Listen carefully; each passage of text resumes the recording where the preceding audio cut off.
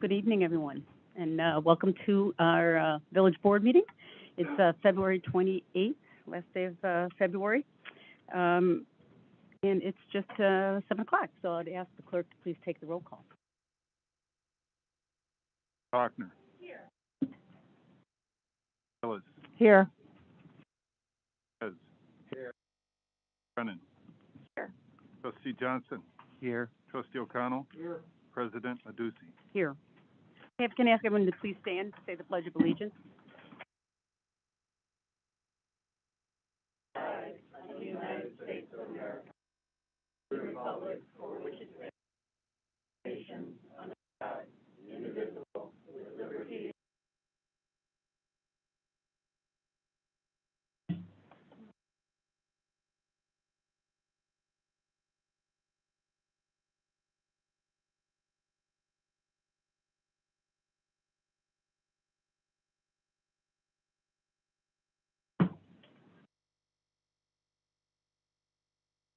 Okay, so we have two publics, we have three. So, Mindy, you're on the bond issuance. Do you want to wait until we get to that point, or would you like to speak now? And if you could please come to the podium and state your name.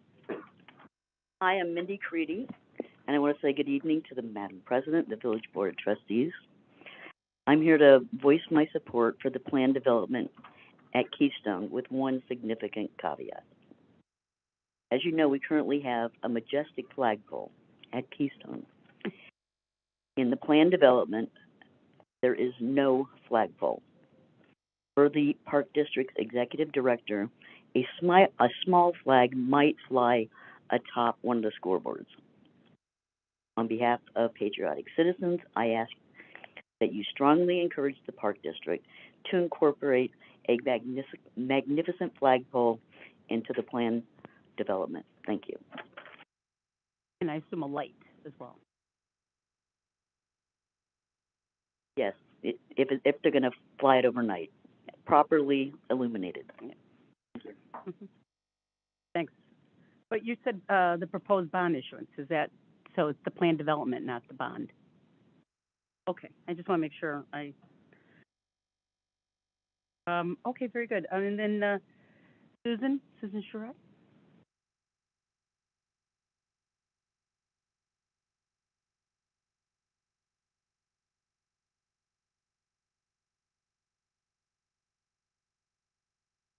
Hi, my name is Susan Charette. I'm a River Forest Sustainability Commissioner and also the village's representative to Planet Green, which is a regional sustainability initiative.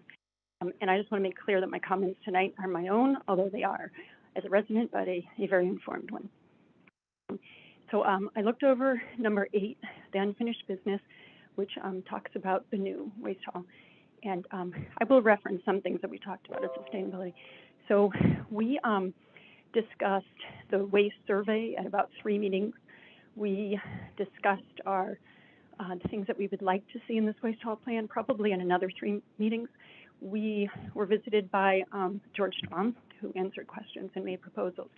So I was very surprised to see that this was on the agenda tonight, and the Sustainability Commission had not been given advance warning of that or a chance to weigh in. So that's kind of my first comment.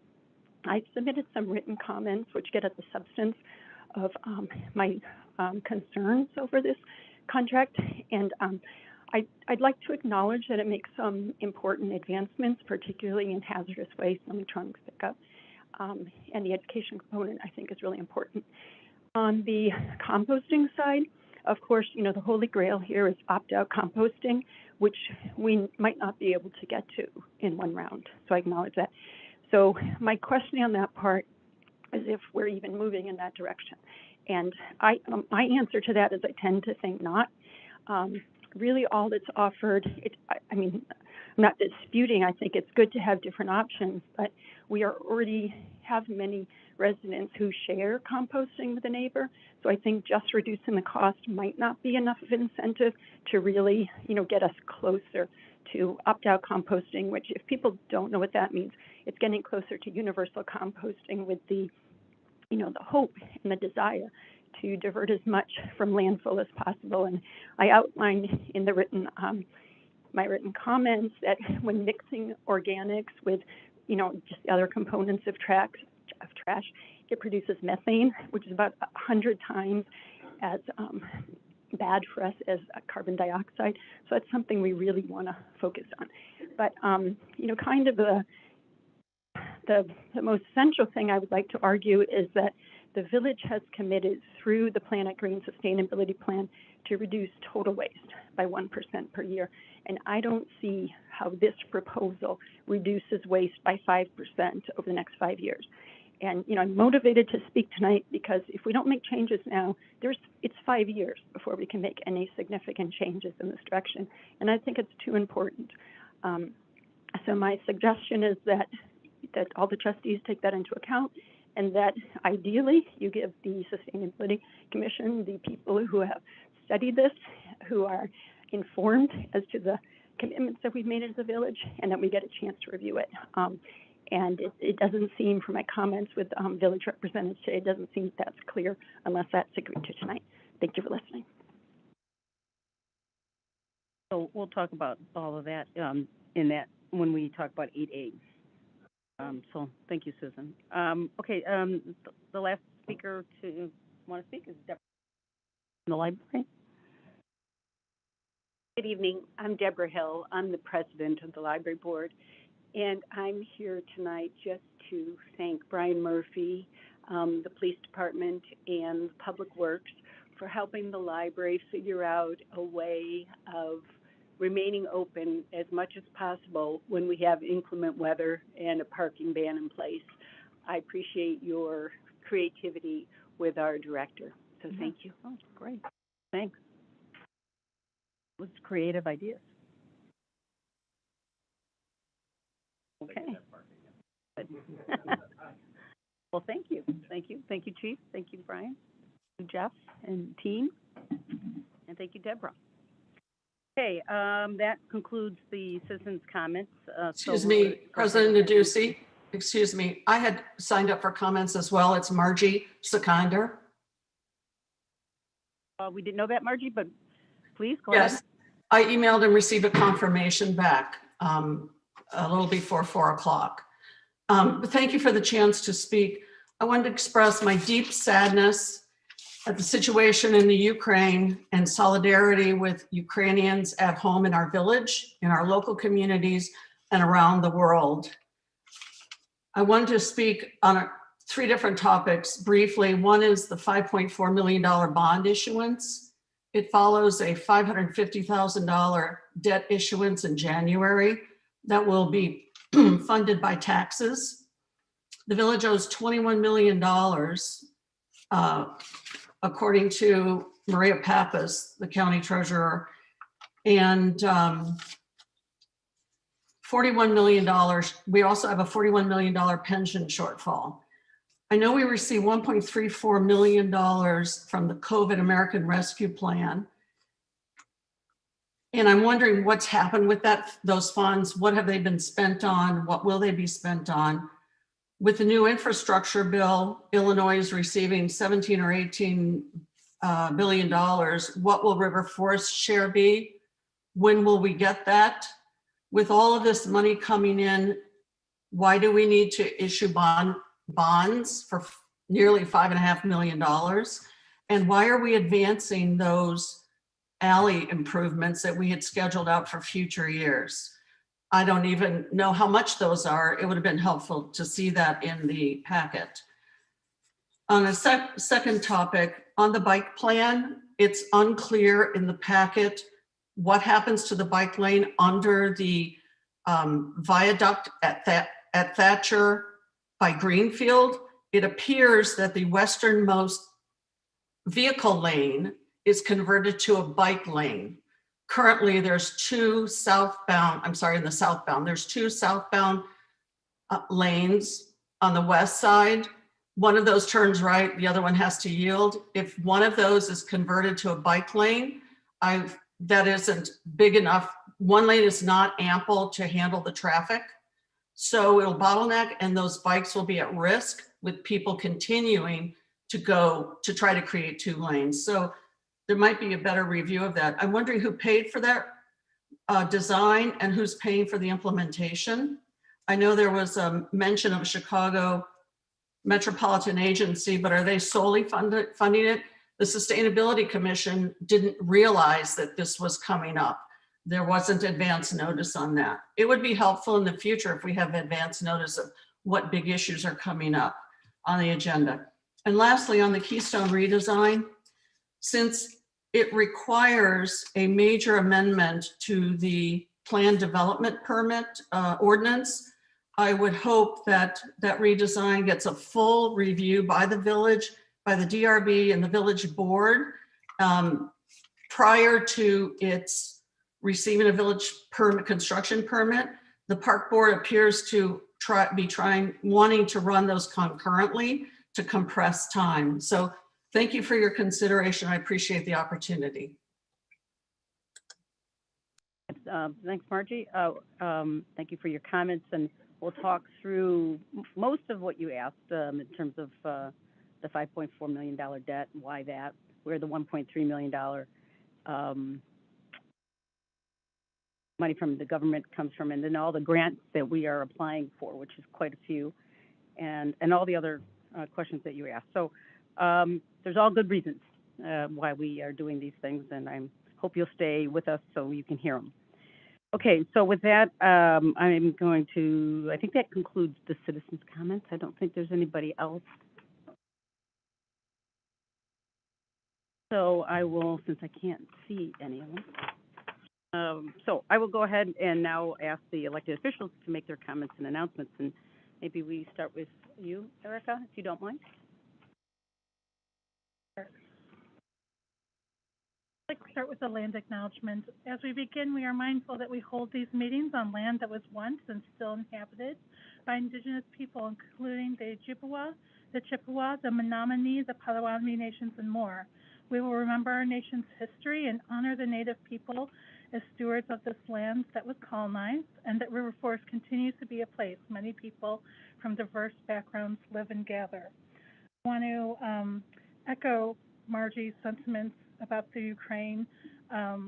There are many families in River Forest who are impacted by that, and it does not.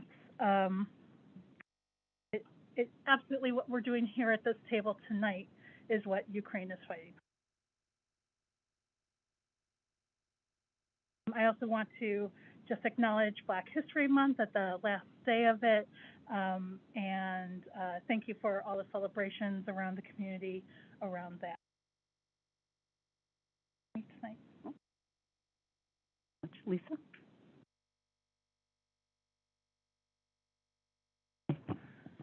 I guess I'll begin again acknowledging global events. It's been quite difficult for many. I think we have to really focus on respect, peace, and love within and outside of River Forest. You know, our little village of River Forest, within and outside of the state of Illinois, the USA, and around the globe. I mean, I think that's the only way that we'll win is through love. Women's History Month is starting in March. So, March is tomorrow, believe it or not. And last but not least, I have been liaising with Lindsay Silver, who is a resident volunteer who pretty much organizes and enacts the River Forest Community Bike Exchange. That bike exchange, the first bike exchange was last April. It will happen again this April on Saturday, April 9th, 10 a.m. to 1 p.m. And John, I'm hoping that we can put it on the village calendar if it's not already. Thank you.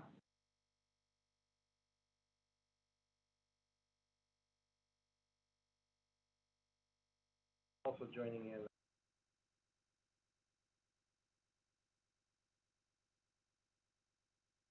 Not working.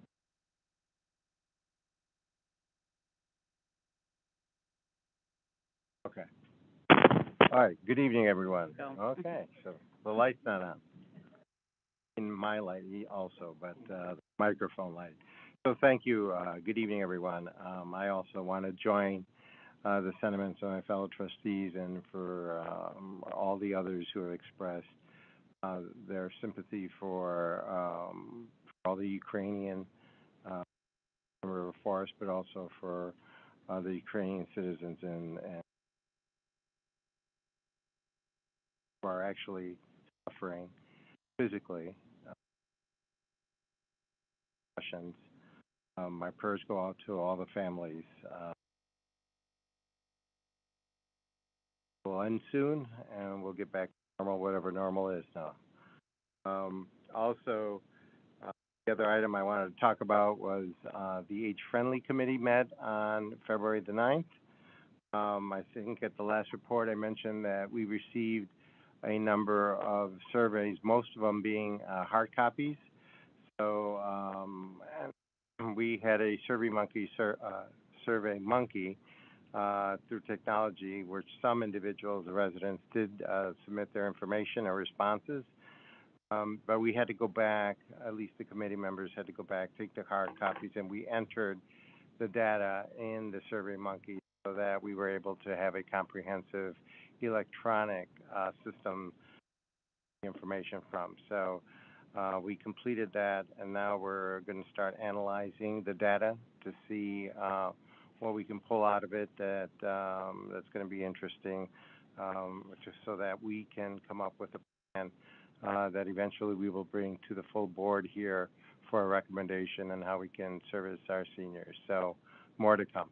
Okay, thank you.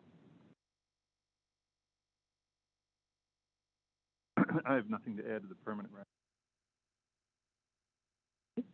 Thanks. Of course, I echo the comments that Margie, the whole situation going on in Ukraine, and our thoughts are I wanted to mention two things. One is that since we last met, there was a Metropolitan Mayor's Caucus DEI group meeting, and River Forest was really well represented. We had all three co-chairs from our DEI committee and myself on. So as usual, it was an excellent meeting. They always come up with great content, really appropriate and I think helpful to us. One of the things that happened was that the Wilmette Human Relations Commission presented and talked about their mission and their goals and how they got formed or reformed because they had a sort of a period where they weren't active, and really good information to help us see how other communities are doing this work as well. So that, and then the other thing I wanted to mention is that it is again time for the One Earth Film Fest. It starts on March 4th, which is just in a few days, from March 4th to the 13th. It's the 11th annual, and as many of you know, this Film Fest, which is the largest environmental film fest in the Midwest, was founded by Oak Park and River Forest. The goal of the Film Fest this year is to turn the tide on climate change and environmental racism. There are 17 virtual watch parties screened online and 12 in-person events that are going to be held in the Chicago area. Tickets are free with a suggested $8 donation. And I encourage you to go, and you can get more information at oneearthfilmfest.org. The other thing I want to add is that a River Forest resident, actually a student, is going to be leading one of the post-film discussions this year. The film is Girls for Future. The screening is on March 13th, and the student is Marin Chalmers. You might recognize her name because we honored her last year because she won an award for a film that she submitted. This year, she is leading the post-film discussion. It's a huge honor, and I think it speaks to her environmental activism and all the work that has continued. She was also a student at Roosevelt. Corey Cadlick was her teacher as well. So that just shows the progression as these students, learn about and get passionate about our environment. That's all I have. I encourage you to attend any and all of the films, but especially the one that Maren is going to be leading the discussion on, March 13th. In person, it's going to be at the Institute of Cultural Affairs in Chicago, but you can attend online as well. Thanks. I'll keep my comments brief. I also, at the risk of being repetitive, echo the sentiments of all the trustees and their feelings towards the issues and concerns regarding what's going on in Ukraine with regard to Russia. I'd ask that all the residents participate in as many outreach events, as well as I understand that there's going to be a lot of protests that may go on in the future, and I'd encourage the residents to please try to get involved and help in any way they can. With regard to myself and Trustee Bachner, as well as Village Administrator Brian Murphy, regarding our DEI committee, we are in the process of finalizing our subgroups, allow us to basically split our giant group of 46 people into smaller groups and start to tackle some things. Our next meeting is the March 7th, at which time we will start the subgroups and get working on them, and hope to really start making some progress and reporting back to you. And that's all. Thank you. Thanks. I again, the sentiments of my fellow trustees. Currently,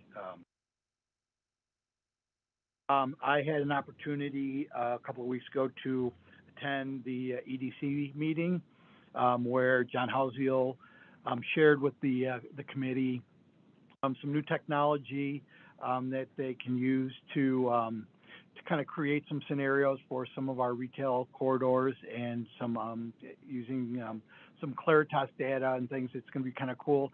I'm not sure the date that they finally settled on going down, but they're going to go down to John Housiel's office and kind of play around with it. A couple of weeks, Lisa? Yeah, I can answer that. Oh, Brian, I'm sorry. Yeah, we actually met last week and there was a small group of us that went at it, so we're going to continue that conversation. So kind of, it's exciting stuff, and it's, you know, kind of showing the use of technology as you're doing planning, and so I think it will help. I think one of the things that it really does is it takes away some of the uncertainty of how some things may or may not fit into a particular part of our community. So it's pretty exciting.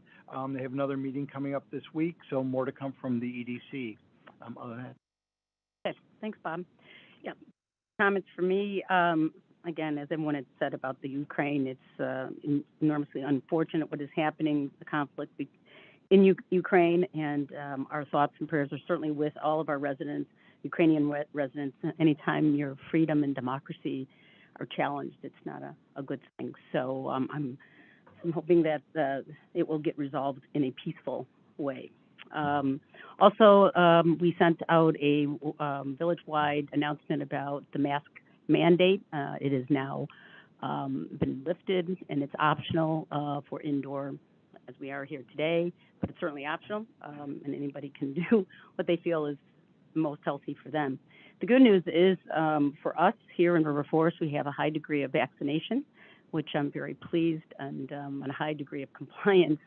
But I mostly am very appreciative of all the residents and all of our other taxing bodies for their patience and their ability to, work around something that, we've never, ever done before in a pandemic. So I want to say thank you to all the residents of River Forest, our fellow taxing bodies, and, of course, the communities that surround us as well.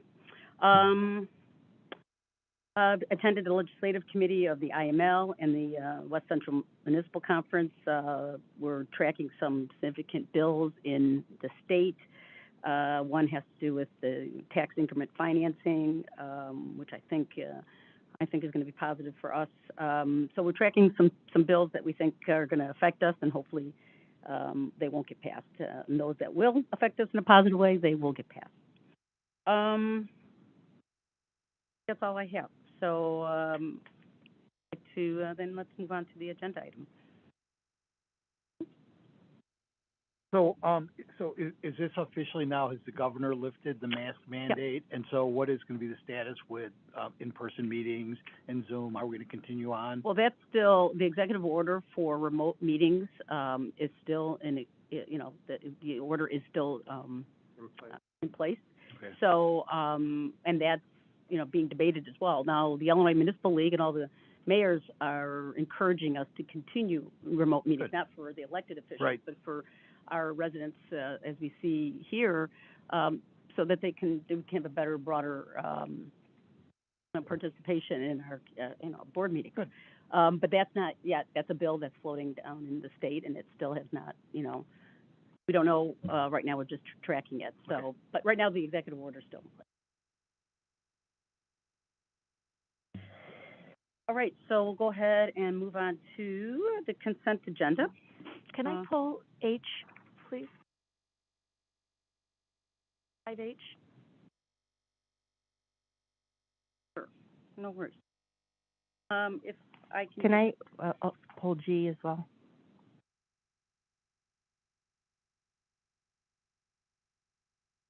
All right, so there you go. So we got A through F, I through N. Get a motion to approve those items.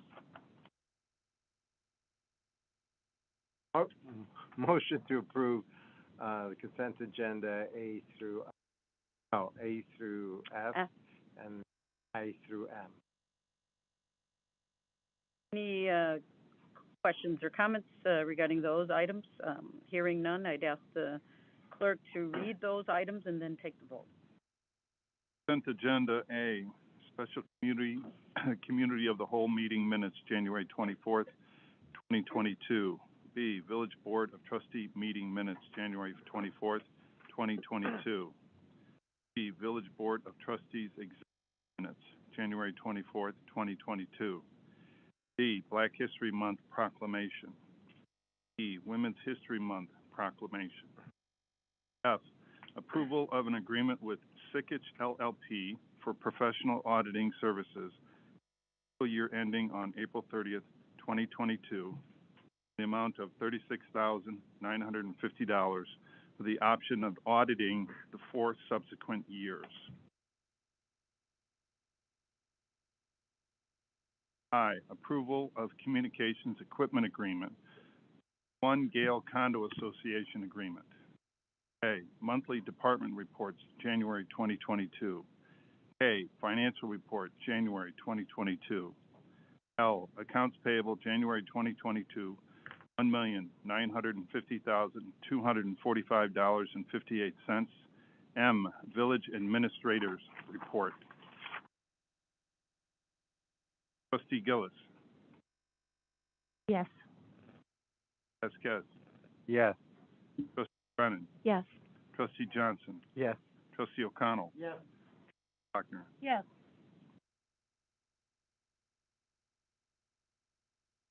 Item G and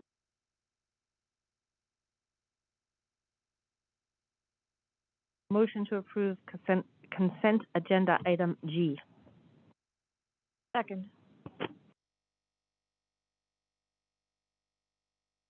I was just, Jeff knows what I'm going to ask because he and I spoke about this, and I just thought it would be good for, just to close the loop with regard to a lot of the community outreach related to the fuel pump.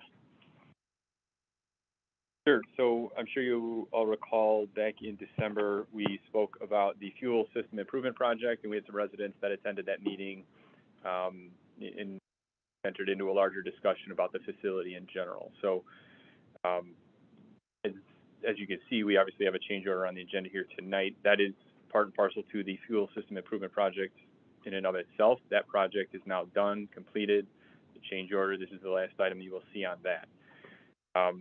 Subsequent to the December meeting, staff reached out to the residents in a row of townhomes immediately adjacent to the facility and kind of walked through, as we did at the meeting, walked through the project progress, how we got to where we are, explained some rationale behind some of the decisions that were made, and then offered up a site meeting for anyone who was interested to just be out there and answer any questions that they had and kind of continue the discussion at that time.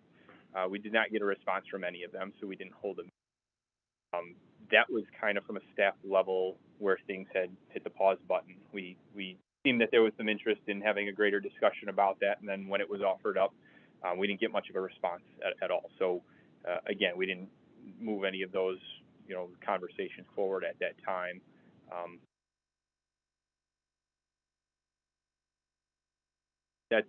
That's where we're at relative to the facility in general. Happy to answer any questions or.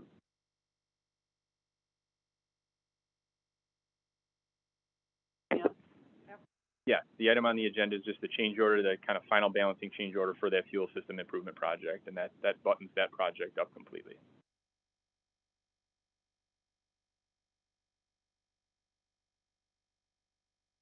How many requests did you put out? Just one? President? Yeah, so we sent a letter. We waited till after the holidays were over, just knowing that some people might have been out of town. So I think January 3rd or something like that, we sent out a letter to those. There are 7 townhomes right there along the south edge of the public works facility. Sent that letter out, and just said, hey, more than happy to come out. If any of you want to participate in a meeting, just let us know. I think we gave them 2 weeks or something like that to reach out to me personally, and just didn't get a response. Feels surprising since a couple of residents came and spent so much time and energy preparing information and speaking to us. And I had talked to one of the residents and one of the gentlemen who spoke that night, as well as his realtor prior to that meeting as well. And I think there was some mentality of their concerns being more tied to the fuel system improvement project itself, not so much the facility in general. And some of the feedback I got during our conversation was to the effect of, well, it's done, not like there's really nothing we can do about it at this point, sort of thing. So I don't know that that's certainly not the attitude of everyone over there. I certainly wouldn't speak for everyone, but I do know that in some of the conversation I had there was a little bit of that mentality behind it. So maybe that translated to when they received the letters as well. Sounds odd that they would say there's nothing. I mean, how would they know? Fair. So, well, it is what it is. I mean, unless we hear from them again. Sarah Munoz, if you want to reach out to Sarah, but I don't know how much more we can do as as an organization that. Unless you, the village, you, Jeff, and department know of any other aesthetically things that we could do to just aesthetically make it nice. I know we're not moving it, and we already made that decision as a Connell I can change it, but aesthetically, if there's something. But that would be my only. Certainly, for what it's worth, we're paving the parking lot. I believe that's budgeted for later this year. So the put a lot of money into the building itself and made that look a lot nicer than it has in the past. The portion of the area that is paved will look a lot nicer later this year once that project is done. Some of the things that we had discussed conversationally about putting walls up and or taller fences or putting plantings in, they each have their challenges, and so there's some concerns associated with each of those items as well. But certainly, if we want to take up any of those discussions in the future, there's nothing precluding us. And as well, in the interest of us being good neighbors, before we actually do this resurfacing of the parking lot, we intend on reaching out to them and letting them know that we're going to be starting that work and have a conversation that might lead to. That's all you can do. As long as you're open to, ideas of aesthetically making it aesthetically nice. And I was going to say, perhaps, could we do a follow-up letter or email regarding the approval? And here is the next steps. We're not talking that many residents, so. Communicate. Great. Yeah, there's nothing. How many people how many people received the letter? I believe there are 7 townhome units at their row there. Oh. I agree, though, the next opportunity is when you resurface that property. Then we can continue the conversation. That's perfect. Communicating. Sure. That they know that. there, and we haven't forgotten them. Open to make decisions. So, but if there's no further comments, we'll, the clerk could read it and take the vote. Consent agenda G, change order in the amount of $38,563.07. Section of the Fuel Island Improvement Project Resolution. Brennan? Yes. Johnson? Yes. O'Connell? Yes. Bachner? Yes. Trustee Willis? Yes. Trustee Vasquez? Yes. So, if we can move on to item H, if I can get a motion and a second on item H, and we can. Move we approve agenda item 5H. Second.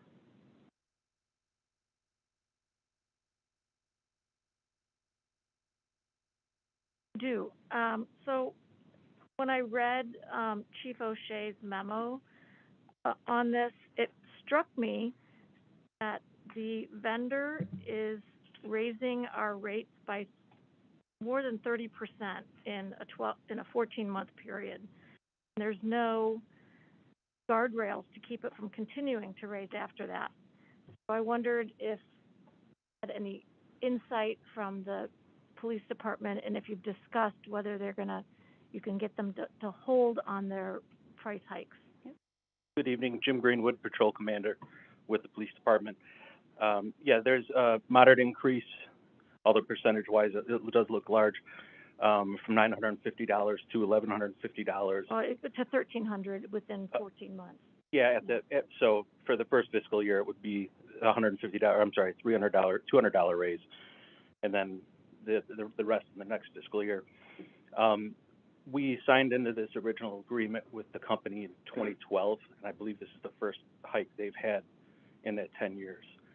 We will meet, or at least confer with them and see what their plan is going out after the fiscal years they have proposed.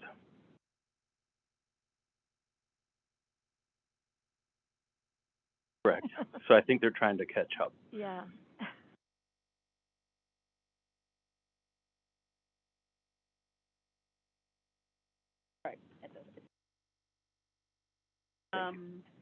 All right, any further questions, comments on? Hearing none, I'd ask the clerk to please. Consent agenda H, approval and execution of amendment number 1 to the standard terms and conditions, municipal ordinance violation enforcement and municipal offense system with Municipal Systems LLC, a DARCA technology company. Johnson? Yes. O'Connell? Yes. Bachner? Yes. Willis? Yes. Trustee Vasquez? Yes. Trustee Brennan? Yes. So, we have no items in the consent items for separate consent, none, on to unfinished business, and we'll talk about our waste contract.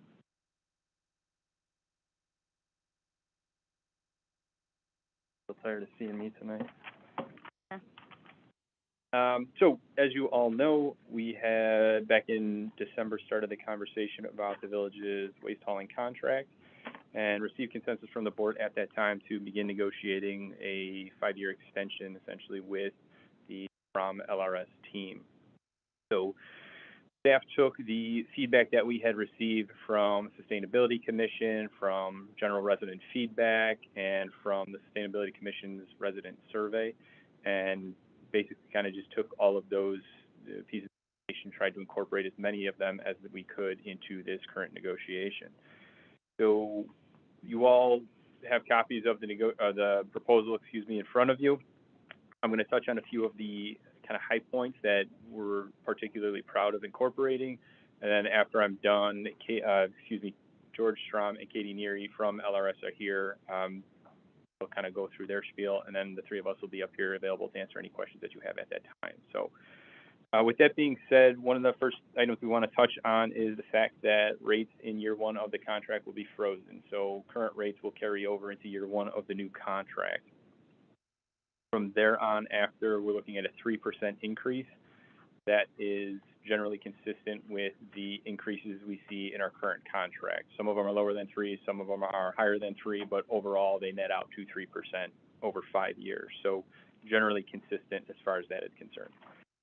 One of the things that we are proud of incorporating is offering 3 different options for composting. So that was one of the items we heard loud and clear from the Sustainability Commission's resident survey, is that, you know, price of composting is too high. That was a barrier to folks participating. So we've now got 3 options for composting at 35 gallons, 64 gallons, and 96 gallon carts, all of which are cheaper than the current composting option. Currently, we're just under $21. I believe we're $20.87. Oh, right there, $20.87 per month. So each of those offers some pretty significant savings. One of the other things that we received a lot of feedback on was the collection of hazardous household waste and electronic waste. We don't really have great setups for that right now. We get a lot of residents who call questioning, oh, how do I dispose of this material? Where do I have to bring it? How do I set that appointment up? With the new proposal, we will have 2 at-home collections for each of those each year. So you'll have 2 opportunities to dispose of hazardous household waste and 2 opportunities to dispose of electronic waste, all at your home, and all currently included in that contract. So it's kind of added value to the current base rate, if you will. You'll have to go onto a web portal and essentially sign up or register for the next upcoming event and say what you've got. But again, considering the fact that we really don't have a great system right now at all, this is a big step forward for that. We also are looking at some really big efforts in the way of resident education for what can be composted, what can be recycled, things along those lines. So year 1, we're going to be putting together an introductory video, or excuse me, LRS will be putting together an introductory video. And we'll be doing many more mailers than we currently do. So we'll have postcards for the HHW and e-waste, then a general mailer for food waste education and kind of general marketing, just to keep people informed as to what can go in each can, what can't be disposed of, what has to wait for HHW or e-waste pickups, just general information going out. We also are working in some kind of customer service tracking elements that will provide for some increased communication between the LRS team and village staff. We get some calls as a village staff. LRS gets some calls as a staff about missed pickups and general issues. So kind of streamlining the communication between the 2 parties is going to go a long way in providing a better response to the residents who are experiencing those issues. And one of the other things that we just thought was worth noting was the fact that it's going to be kind of an opportunity for the STROM and LRS teams to put the LRS name out there a little bit more due to the acquisition that LRS, when LRS kind of bought out STROM. It was a fairly quiet transition. All the trucks in town are still STROM trucks, so some folks aren't even aware of who LRS is. So this will be kind of an opportunity to start to, again, inform residents about, you know, who's collecting their garbage, recycling, and compost, and just make sure everybody's on the same page about how that all works. So those are kind of the high points of the current proposal. And I know we've got some questions we can get into in a little bit. I just want to throw to Katie and George to kind of say a few words on behalf of LRS before we get into questions.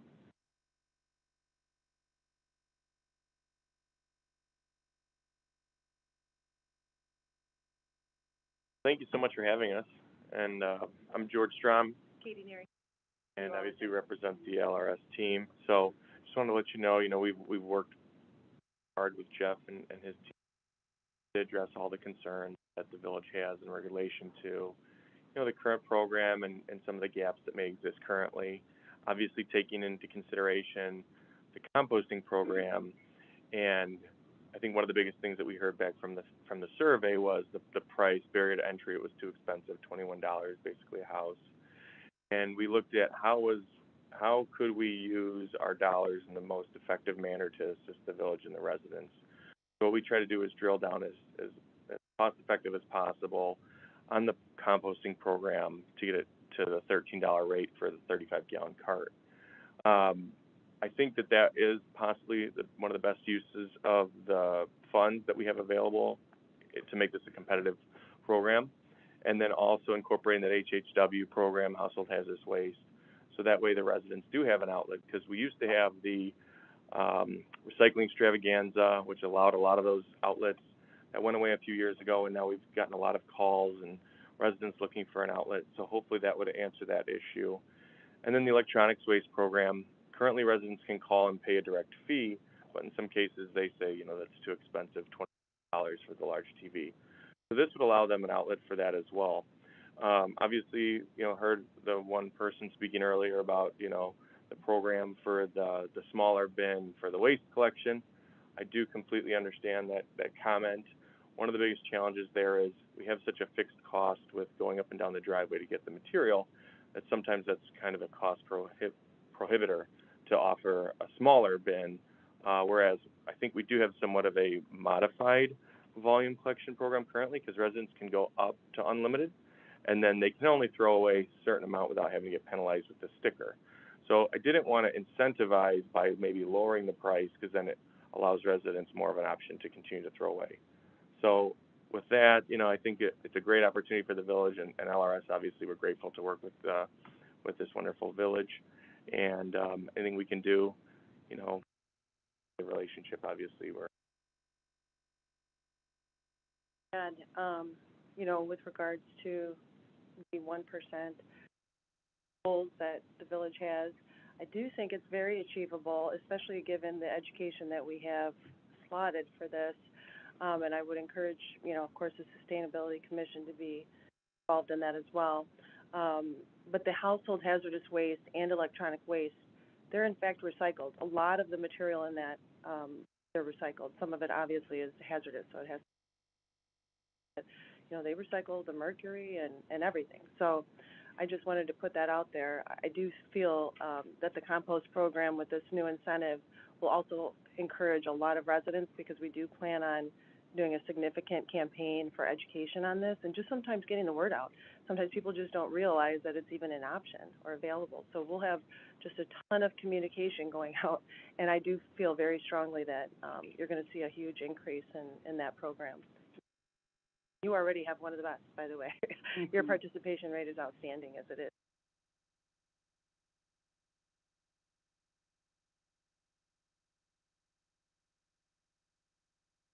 I just want to thank you for the proposal.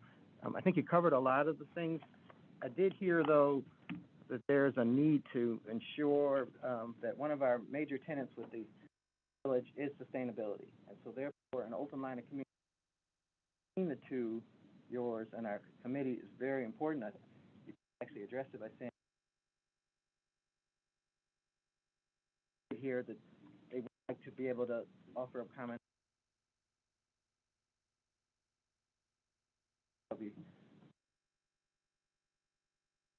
Yeah, and I think quite some time we've had a good relationship, and obviously we're always looking to add things that may not be in the program.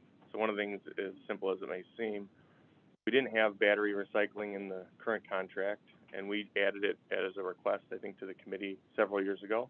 So we added a battery drop-off at Village Hall, no extra charge, anything like that. And I've always tried to make it so it's a fluid conversation.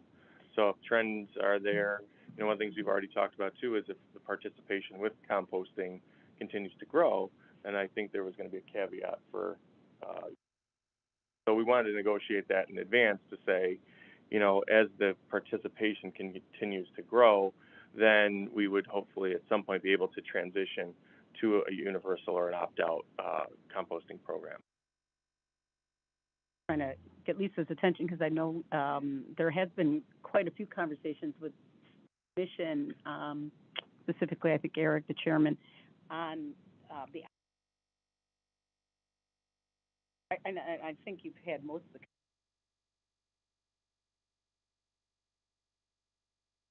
We go back to how this all, how we got here, right? There was the survey that Jeff spoke of, and we did get very clear, the Sustainability Commission did get very clear direction from that survey.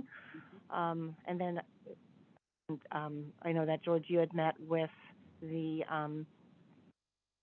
commission, and George has always made himself available whenever the commission would want to meet with them. I think once the commission provided their point of view, came to a consensus and provided their point of view, giving direction to Sarah and Jeff to, to begin conversations with Roy Strom. I think everything that was put on the table has been addressed. Yes, I'm glad to hear that right now, we have competitive rates for composting from an opt-in perspective, and if, again, there is a clause that basically says when we get to a certain point, we can make it opt-out. That's pretty amazing. I believe that big part of changing or, kind of pushing us over the edge in terms of really driving waste diversion is residential education. I mean, there's only so much that a waste contract can do. The waste contract is not going to magically make our waste disappear. We as a community need to recycle the right way. We need to compost either in your backyard or through Roy Strom's program. We need to repair. I mean, right now I think there's five R's. It's refuse, reduce, recycle, repair, reuse. So those are, I think, the tenets that we need to evangelize amongst our community and get that change in behavior that is vital not only for, again, our backyard, but for the state of Illinois, the country, the United States, and ultimately the world in terms of fighting, kind of global change. And so I'm excited to hear about the different education campaigns. The only one that I think we might want to talk about is how do you really recycle the right way in terms of you really do have to clean your cans. Mm-hmm. I don't think most people believe, but you really do. At least that's what I understand. So overall, I think that it's. Say one more thing on that, because the concern was, the nice thing about LRS is that we're privately owned company. We're very flexible and nimble, and we want what you want.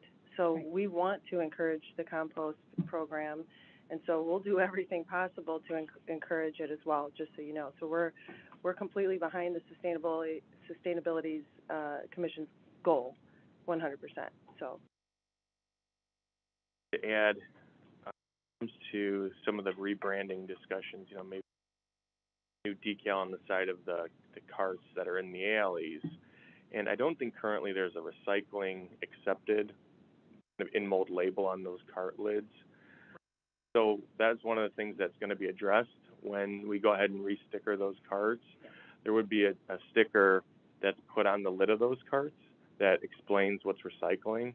And I'm just kind of off the cuff here, we could probably even put some signage on there about, explore the composting program with a link or QR code to scan. So those residents would have a quick, way to kind of explore the composting program, as well as hopefully reduce some of the contamination. Not to saying it's an issue at all now, but, I always think that that's the best place to have the education, because you can lose the flyer, you can lose it, but if it's on the lid of your cart forever, you remember that. Idea of the QR. We're all used to it now with Yeah. COVID, right? So is there any way for this, we talked about a form, and it drives me crazy that we have to download a form and send you a form. So the one thing too, I I noticed when we commented about you have to go on a form, yeah. You can also call. There's also a QR code on there to just fill out the information. Right. So what we've done, and Katie can speak to this because she really is a pioneer of our HHW program. So.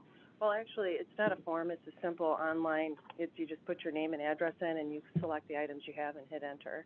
And that's all it is. But you can just contact. And that's any HHW program that's out there. We have to know. You do the QR form. If I just scan it, and then the form comes up. Mm-hmm. So what we can do is just on your new brochure that's coming out. So the brochure that you have is just an example. I just wanted you to kind of get an idea. We would work with Jeff and Sarah on developing a perfect one. And we have other pieces as well. But, yeah, we can put the QR code on everything. And we love the QR code, by the way. So isn't it great? So we can just do the QR code, and it can take them straight to that portal. and they can do it just from their phone, sitting on their couch, and wherever you are, or just contact us, and our representatives would be happy to help do it for you. Well, I just wanted to thank George and Katie for being here, for all your partnership. I think over the years, Strom has been an excellent partner with the village, and I'm optimistic about the continued partnership with LRS, and I think you're the right partner for us. I would have loved to have seen Universal Compost opt out. We're not going to get that, so be it. But what I really would like to see in this contract, and I'm hoping that there's still an opportunity to work on this, is to offer our residents a smaller landfill trash bin to incentivize them to reduce their landfill trash. And I think if we can do that at a lower rate, just like we're offering the 35-gallon compost bin, if we can somehow figure out how we can offer our residents a smaller trash bin, give them an option. Hey, if you can reduce your trash, you can pay less, and you may choose to compost instead. How are you going to reduce your trash? Well, we're going to compost. That's an incentive to compost as well. It's sort of a double whammy, both thumbs up. That's not in here. I would love to. I understand that there are costs involved. Can we go back and work on that a bit so that we can provide that incentive? That was the number one ask from, I think, our.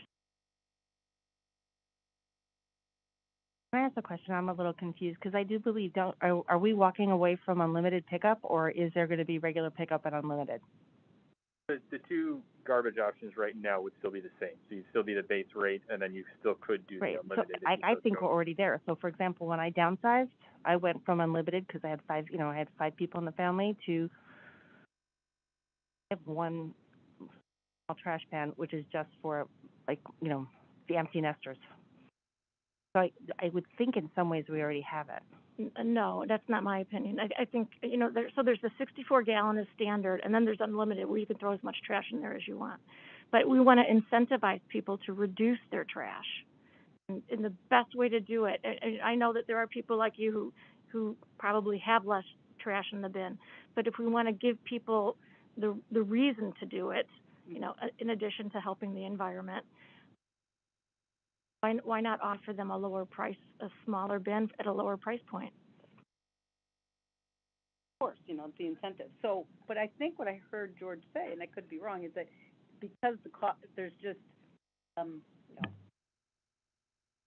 of having to walk up the driveway, and the cost is the same. So how do you reduce the cost that's fixed?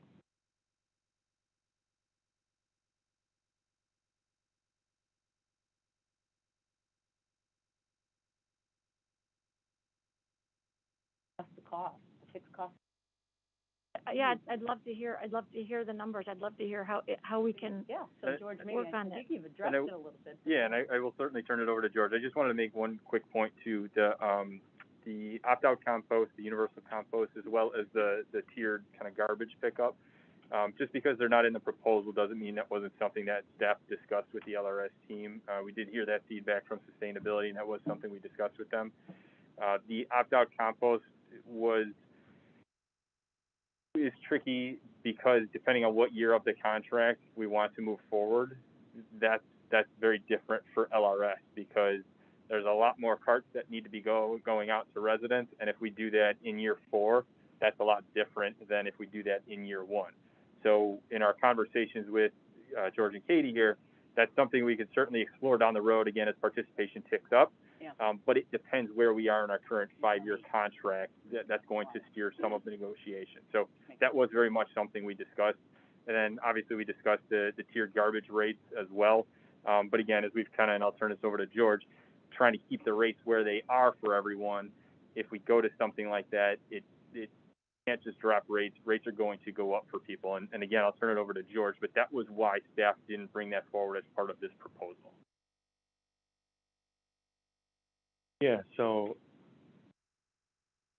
obviously understanding a need to reduce waste, the discussions that we had, it seemed as if it may be the best interest to try to put as much savings to entice people to go to the composting program by trying to find a as cheap, basically, rate as possible for the 35-gallon compost cart. So what we try to do is basically put as much of the resources that we had available, dollars basically, to keep the rates the same, because we didn't want to increase the rate for the current waste pickup. So in order to hold the rate and add in the HHW e-waste program and reduce the price of the composting significantly, we were able to lock the price in for those two. And one thing that we had discussed openly was, in order to incentivize people to get away from the unlimited program, maybe we would raise the unlimited program price 5–10%, and then use that extra revenue. They would maybe either get off of the unlimited program and go to the base program. But it's a small group currently, and it seems to be dwindling. And the more we continue to raise the rate, we didn't want to face somewhat of backlash for residents that do have it saying, well, they raised my price 10% and no one else got raised. And so the concern would be is if we went ahead and tried to find a 35-gallon price for residents, the cost would probably have to increase on the base rate. And I just had felt that this would be a good enough incentive to push people to move towards composting just because the rate went down so much. Right. And that's what I kept hearing over and over was $21 is too much. We have to figure out how to fix that. And so by coming up with a $13 rate, I felt like that would be really attractive, because if you take, in the garbage world, we do like 4.33 weeks in a month. So if your sticker rate is $3.20 over 4.33, it's actually cheaper now, which was a big hurdle, I think, for us to say, if you put out one bag of yard waste a week now, it's actually cheaper to go to the composting program. So that was a really powerful thing, I think, for us to market. I just think it'll be a very big challenge to push to even smaller bin because of the fixed cost that's in there currently, without having to adjust either significantly the unlimited program and then slightly the base program. I hear what you're saying. It's just, it doesn't sit well with me that we have residents who are choosing to compost and they have to spend extra money for that. They're reducing their waste, and they have to pay the same amount of landfill waste, and they have to pay the same amount as someone who's got, their 64-gallon bin filled. It just doesn't seem like the right set of incentives to get the result that we want. Well, one of the things that I think that River Forest really has that's a good program is the, what I call it is modified pay-as-you-throw, which is basically what you have 64 gallons of capacity that you're allowed every week. Once you hit that, you have to start paying for it. Now, I understand going down to 35 would probably be a good incentive, but it may only be $1 or so less than what the 64 is. Couldn't make it so it's so enticing, because the reason behind the price drop for the composting is because it's also curbside. So there isn't that labor built into that. Yeah, that's the additional thing that the composters are doing. They're hauling their carts out and back. Right, but they have to do that anyway with the bags, And the reason for the cart is almost to show people that they're participating. It should be a sense of pride to show that you have this bin, and your neighbors should see it and think, I want to do that as well. That was one of the big things, I think, for the composting. It does. That works. Yeah. I mean, you have about, I think, 410 residents right now that are participating in it. I think that there'll be an educational campaign that goes out and lets all those residents know that they can pick a new size too. So they, those that have been paying $21, they can decide to downgrade or go to a smaller bin if they don't need the larger one. So I think it's a home run for the village, quite frankly. I think the HHW program is fantastic, and the e-waste.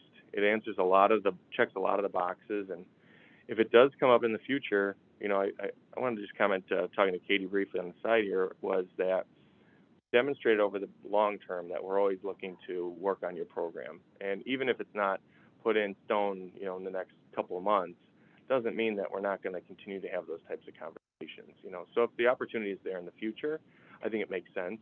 It's just a really hard one when we've done a lot of different things to help improve the program. That one is a little bit of a challenge. Yeah, I trust you and I believe you on it, and I know you've been a great partner. I've said my piece. That's what I would like to see. That's where I think we need to go.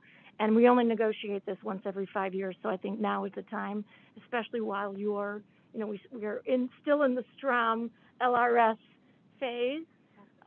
So that's my opinion. It may not be the majority opinion here. Can I ask another question? And that is, are you going to continue to support the village with the pumpkin smash, with picking up trees at the holidays, with supporting lemonade? Yeah. And helping with the flood, flood? Yeah, so the flood allowance is still in the agreement. Lemonade has always just been like a donation, but a lot of that stuff we could put in there too. Right. But we actually increased too the compost return, the finished product. It's actually been something that's really been growing in popularity. So it used to be kind of like 120-yard dumpster that was kind of promised, and now that's kind of increased to like a bunch of huge transfer trailers full of finished compost. That we have in there that would continue and be totally supported. And the pumpkin smash, obviously, we would want to continue. This just would be cementing our relationship, I think, even further. I'm not changing any team anytime in the near future or ever, so there's no need to be concerned about whether the name is different on the truck eventually.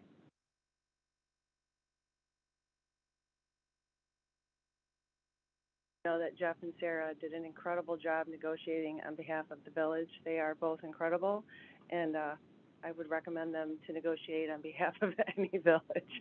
So they did a Thanks, Katie. We're very proud of Sarah and Jeff and the work that they do. So thank you very much. And I agree with Katie in terms of we've had a solid relationship, and trust is a great word. We trust, and that's a hard thing for a vendor to get. So I congratulate you on that, and I too trust you all. And I think that if there's a way to change it in the future, I think you will. So I'm not afraid of that. And as we start building this kind of new model,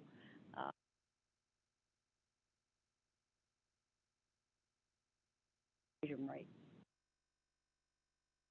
I'm comfortable with where we're. Can I ask a random different question about this? The leaf disposal rate at $44.27. We contract STROM or LRS to do that, or? So everybody gets to rake their leaves into the street in River Forest, and our Public Works team collects them and dumps them at an LRS facility. So that rate is just for the municipal collection and disposal of the leaves.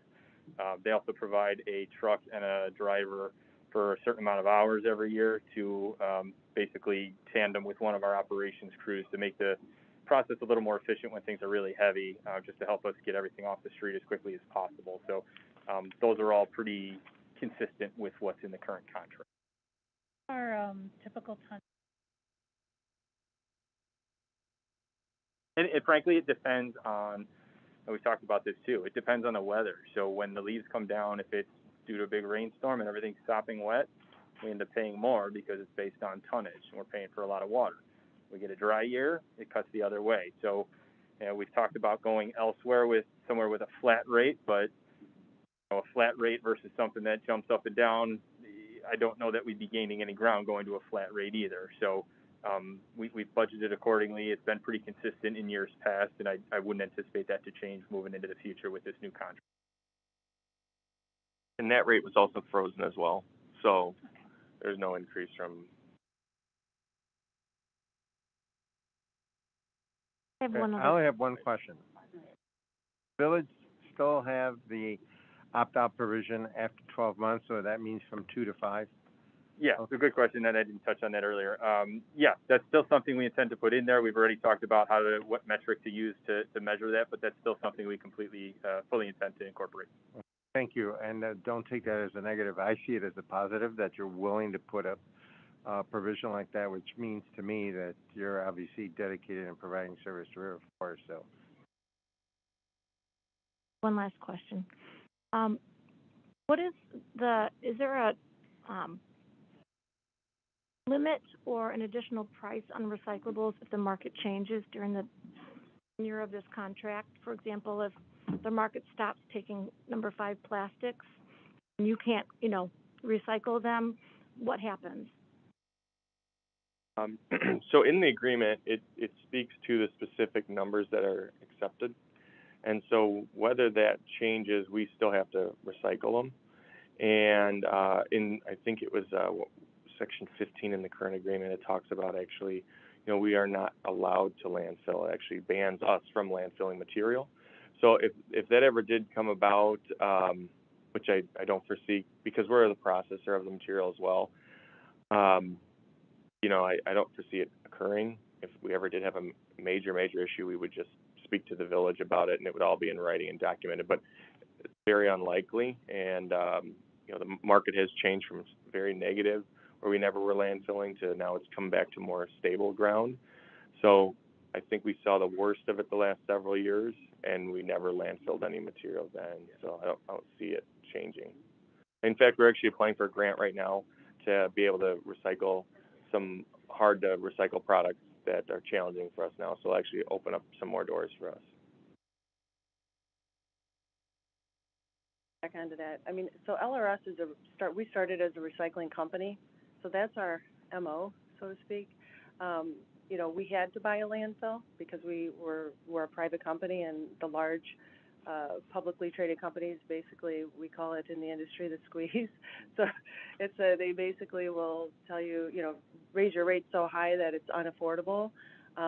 So we foresaw that and purchased a landfill. However, we have so many recycle facilities, and we're also a domestic recycler, which I don't know if you're aware what that means. What that means for the Village of River Forest is that the end products that we're producing are so clean as compared to what our competitors have been over the years. They're so clean that we're able to recycle them in the U.S. instead of sending it overseas to where, they're using third world countries to process the materials that end up basically in the ocean and all over. We have never done that.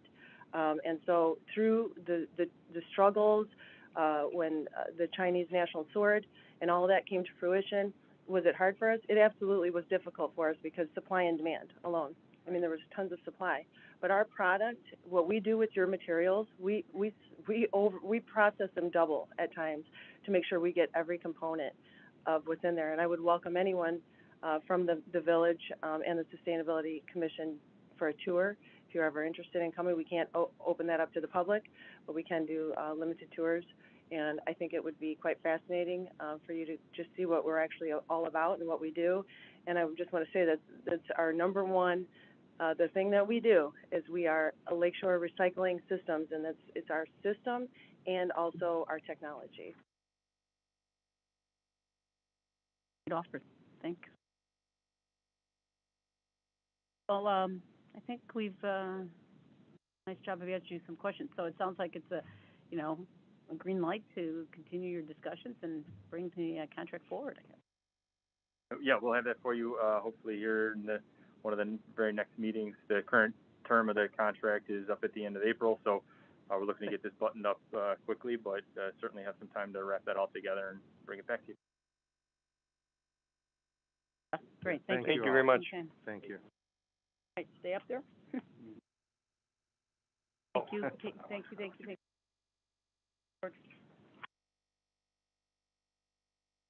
Next up is the Harlem Avenue.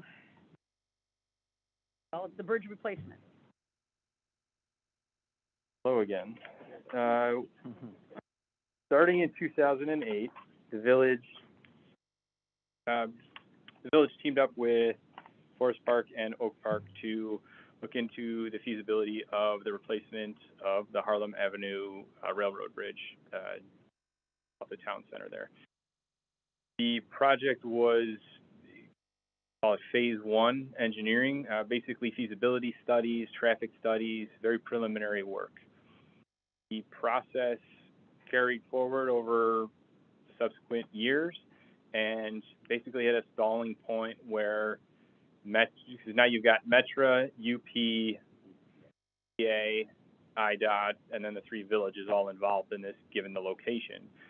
So the issue that seemed to stall out the project was coming to terms on some sort of preliminary IGA. Who's going to own the bridge after it's done? How do we do construction without impacting UP operations or Metra or CTA?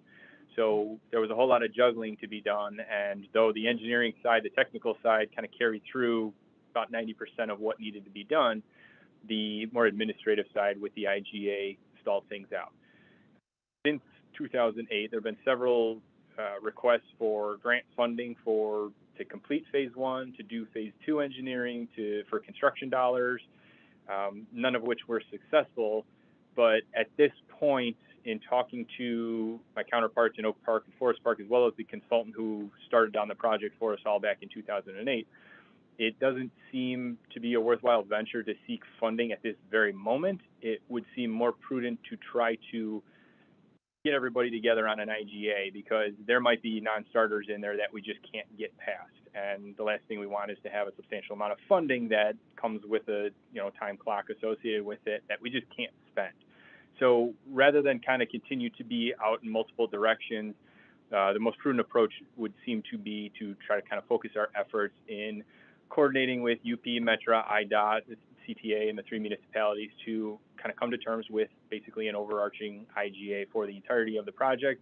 And then once we are even at a point where we think we can get there, then we continue to, try to close out phase one, get funding for phase two, and continue to ask for funding for phase three. So no official motions or anything tonight, just happy to answer any questions or entertain any changes in direction that you all see fit.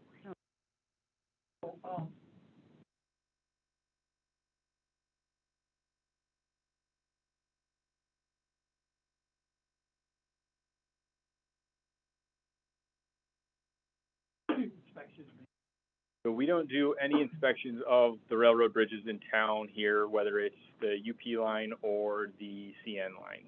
Anytime we have concerns, we reach out to those agencies. I know in my time here, I reached out to CN on more than one occasion.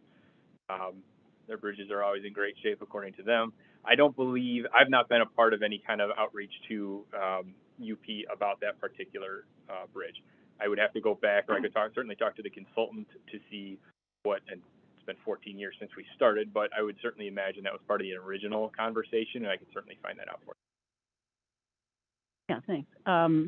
So Jeff, I agree with you. It's been a 14-year process, but I don't think there's ever been a time until now that there has been money that has been passed at congressional level, 1.3 trillion, I believe, for infrastructure, bridges specifically.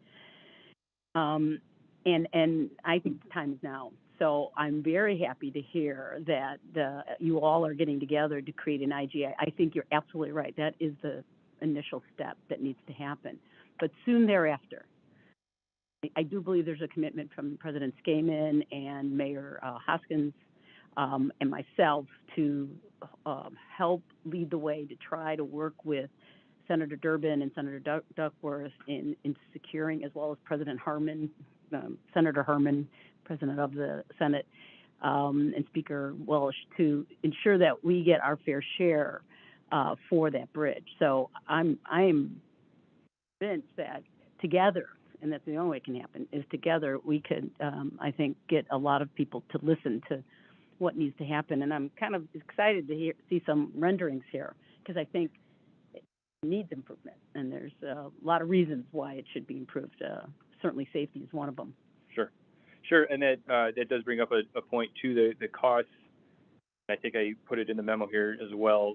Some of the work, it has been such a long time that some of the work would have to kind of be updated just to account for increased or decreased, whatever it may be, traffic motions. And then Oak Park is they have that development at the southeast corner of this area where that kind of plays a part of this too. So we would certainly have to update some things for phase one closeout. Then we'd be looking at phase two as well as construction. Phase two being kind of a more technical design side of things. All told, I think the number we were generally looking at on a very preliminary basis was somewhere in the neighborhood of $30 million for construction. Right. Another couple $100,000 for kind of closeout of phase one. I don't recall the amount of phase two off the top of my head, but it's somewhere between $200,000 and $30,000. Yeah, it's a lot of numbers. So the only thing that I would ask is, I'd like to see, and this is something I did say to Brian, it's some idea of the action, like when will phase one close out, what happen? When would the, beginning of phase two, if we can secure the $30 million grant?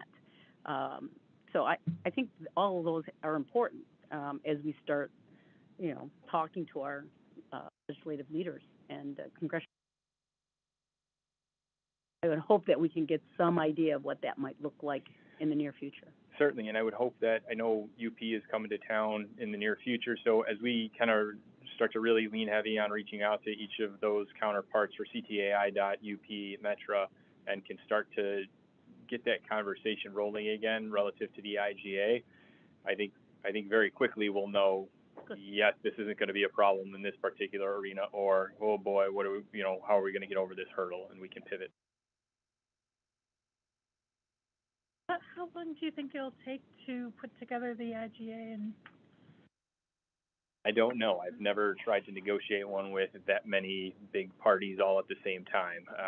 In talking to the consultants, I tried to kind of offer up a sequence of events, if you will. I think UP is going to be the biggest hurdle, followed by IDOT, and those two almost go hand in hand because there is some concern that UP doesn't want to own the bridge after it's done, and now somebody else has to own it. Well, okay, is that going to be IDOT because it's over Harlem Avenue? So these are some of the really big questions that we have to have answered. Yeah. Yeah, and with this many big players, we have to have a lot of conversations, and this is why the project stalled out so many years ago, but certainly where we would pick it right back up here as we move forward. Erica asked a good question. No, we don't know what we don't know, but what is your thought in terms of, is this a year in the process? Is it? I would certainly hope within a year, somewhere in there, 6 months to a year, we would certainly have a good handle on where each of those agencies sits relative to whether or not this is feasible. Certainly within that time frame, I would hope.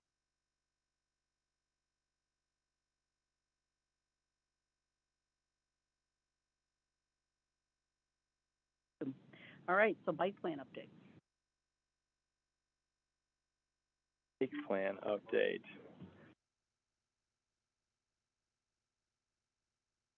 So the village, and the village wasn't originally part of this bike plan. This bike plan was further north of River Forest, and we weren't originally included. But at one point in years past, we kind of worked our way into it, and it makes a lot of sense because with the inclusion of River Forest and Forest Park, we can now hook up with the Prairie Path as well, in addition to the Forest Parks Transit Center. So this work, in talking to the consultant, this work, phase one is done for everybody up and down through Forest Park. Construction is also complete on most of all of the very northern suburbs, with construction coming down to North Avenue later this year. So by the end of this year, construction up to North Avenue from the north should be completed, which really only leaves River Forest and Forest Park at that point. So this is one of those projects that kind of stalled out a little bit relative to River Forest. At this point, assuming we still have consensus that the village wants to participate, this is something that I would reach out to Christopher Burke Engineering is kind of coordinating this effort on behalf of all communities through the agreement with CMAP. And assuming Forest Park and River Forest continue to want to be a part of this, this is something that I would convey to Christopher Burke Engineering, and they would continue, as the other phases are being constructed, they would continue to seek technical design and construction grant funding for River Forest and Forest Park to complete our section as well. As I'm sure you all know too, we're done with phase one of our local bike path plan. This ties in nicely. We kind of put the IDOT routes of our bike plan on hold, knowing that we had some other things in the hopper here. So the idea would be, assuming this can kind of start to establish a schedule, we would try to tie in the rest of our phase two bike plan from a construction standpoint to the construction of this project, so that we kind of do one more phase of bike plan improvements, and everything at that point would then be. So again, no motion on this required tonight, just looking to answer any questions or concerns you have, as well as to seek consensus to go back to Christopher Burke and indicate to them. And I should forget before, Ms. Sikander had brought up the question about the viaduct at Hawthorne Central and Thatcher. There is a sidewalk on the west side of that crossing that really leads nowhere. It doesn't connect to anything on the south side of the tracks. So our idea on a very preliminary basis would be to kind of take that area that's west of, there's some posts holding up the bridge there between the sidewalk and the travel lane. We would try to incorporate everything into that quote unquote sidewalk area so that we don't have to chew into any lanes of travel in that particular area because it is a very congested intersection. So we would be kind of trying to do this all off to the side. I should also note too, there are different phases to this. So the northern phase north of Chicago, we've got a protected bike lane. So right now there are 2 southbound lanes in Thatcher Avenue. One of those would be going away. There would be a curb installed halfway into the, not halfway into the pavement, but between the 2 southbound lanes right now. And the bike lane would be put in the westernmost lane. So truly a very protected bike lane, very separate from the lane of travel. Yeah. Once you get south of Chicago, it would then turn into a shared lane, which is similar to what we have in other portions of, along Chicago Avenue right now. And then when you get to south of the railroad tracks, it becomes again, more of a dedicated lane, but almost think of it as a wide sidewalk that we would install west of the curb, kind of closer to the, so different sections based on different environments almost, but that's the conceptual design that's been completed. We provide conceptual ideas for this in our bike plan when we say we're interested in having.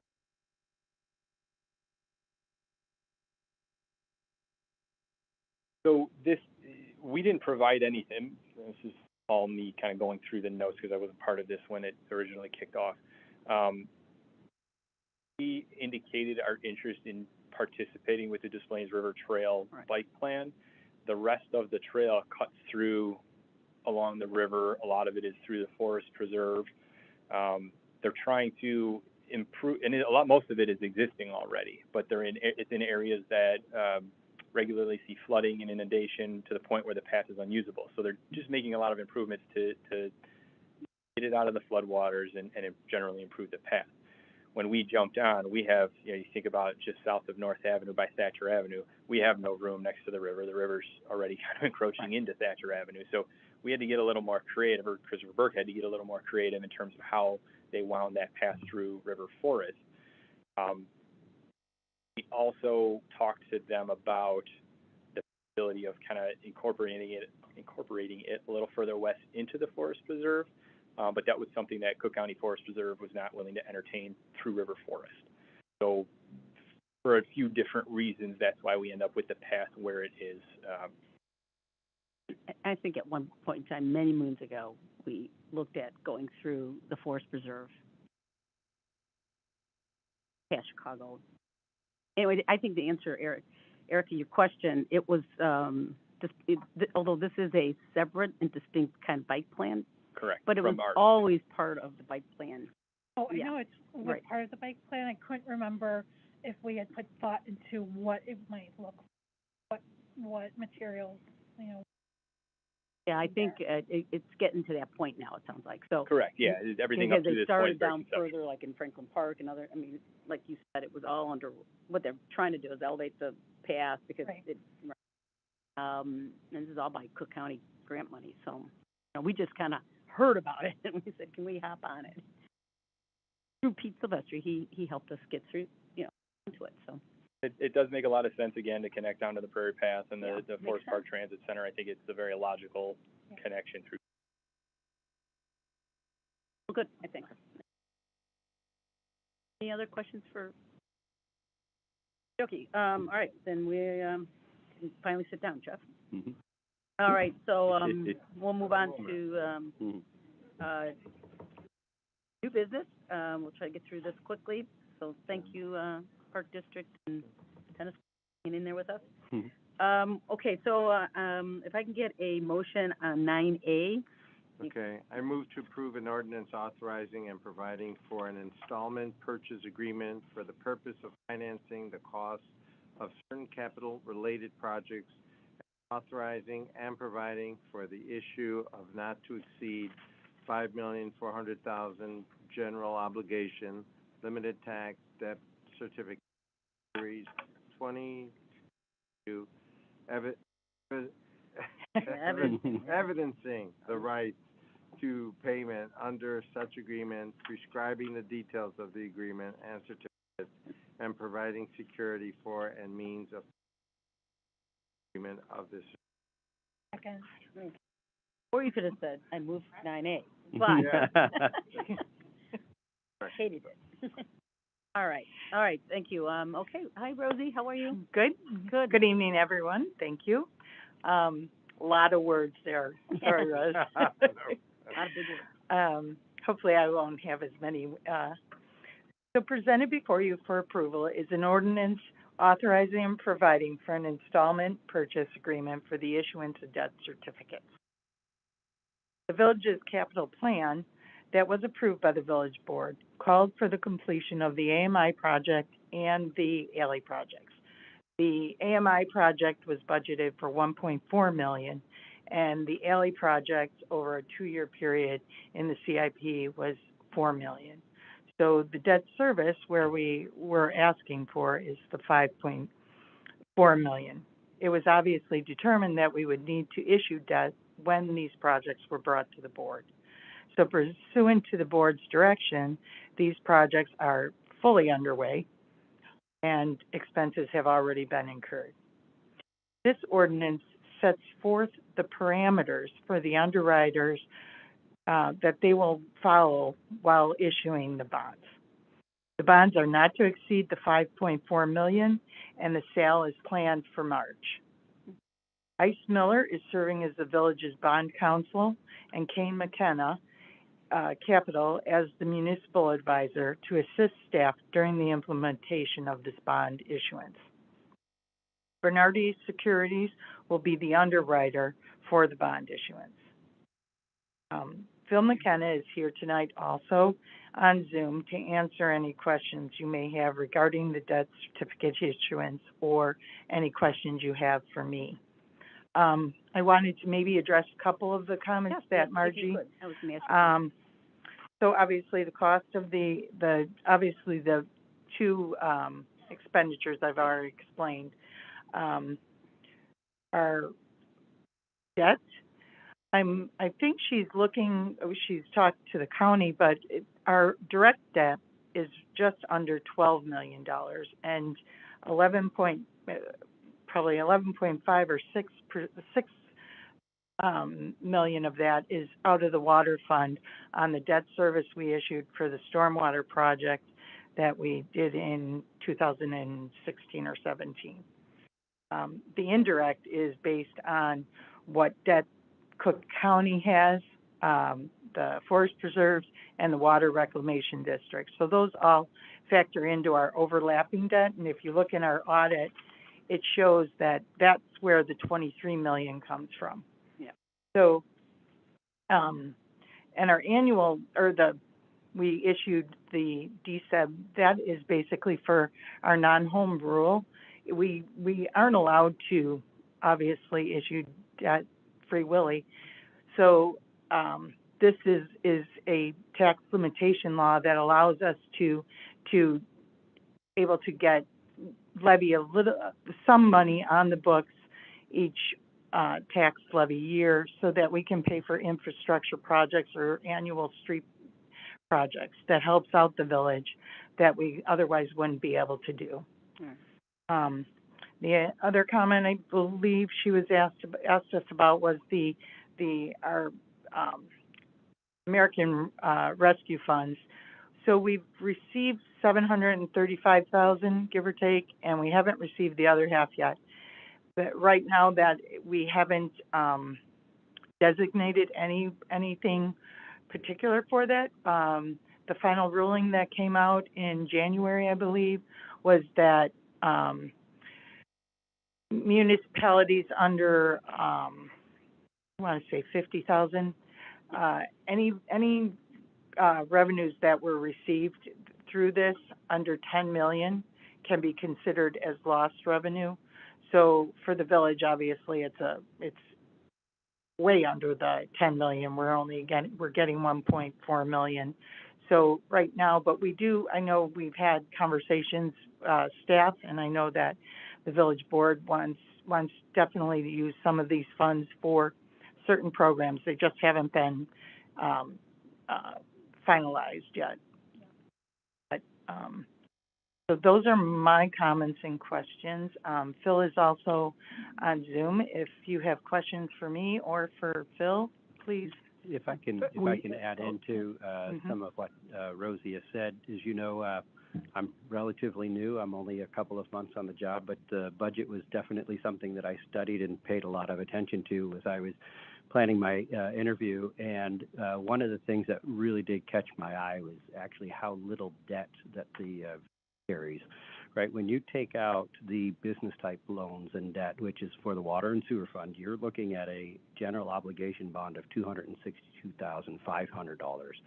That's it. So when you're taking a look at that total amount of $23,089,000 that is attributed to us, only $262,000 of that is actually attributed directly to us. The rest comes from other agencies. So I was very impressed with the way we manage funds here as an organization. The other thing that did make good sense to me was when you took a look at both the AMI project and the alley project, made good sense based on where costs are going and the impact of project costs over a longer period of time. And the cost of debt is so cheap right now, and your capacity is available. Right? I mean, our capacity, I say your because I still act like I'm being interviewed, but our capacity, just to let you know, our legal debt margin is actually $54,900,000.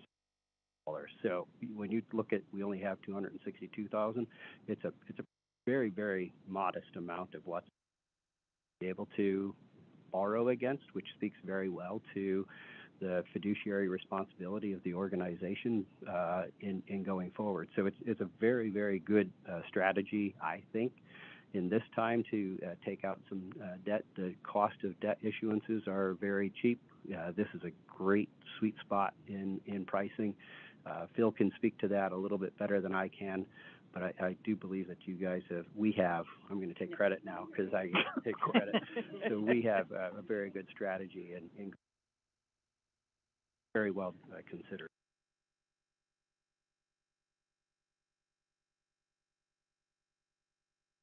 Talked about both projects, and I know we've talked about the benefit to the residents. I'm sure all of you have talked to the residents that own alleys and the benefit of not only redoing them but also to the environment. The fact that they're using pavers, and the AMI project is going to save many residents a lot of water waste. Well underway too. Yeah. So the benefits, and to your point, Brian, the cost, if you look out 5-10 years, that cost is going to just escalate. Bringing that in, making that benefit better for us, getting cheap money, made all the sense in the world. So, I mean, this is where we were always talking about to get to. Is there any questions for Rosie or Phil? How are you? Good to see you. Any questions for? All right, so I think, thank you, Rosie. Thank you, Brian. Thank you. Thank you, Phil. Well, thank you. Then I'd ask can you hear? Trustee O'Connell. Yes. Trustee Johnson. Yes. Trustee Brennan. Yes. Trustee Vasquez. Yes. Trustee Gillis. Yes. Trustee Bachner. Yes. Okay, it passes. Thank you. All right, now we're on to 9B. I see we got Maggie Kelly on the line, so I think we're just looking for consensus, so no action other than building consensus, which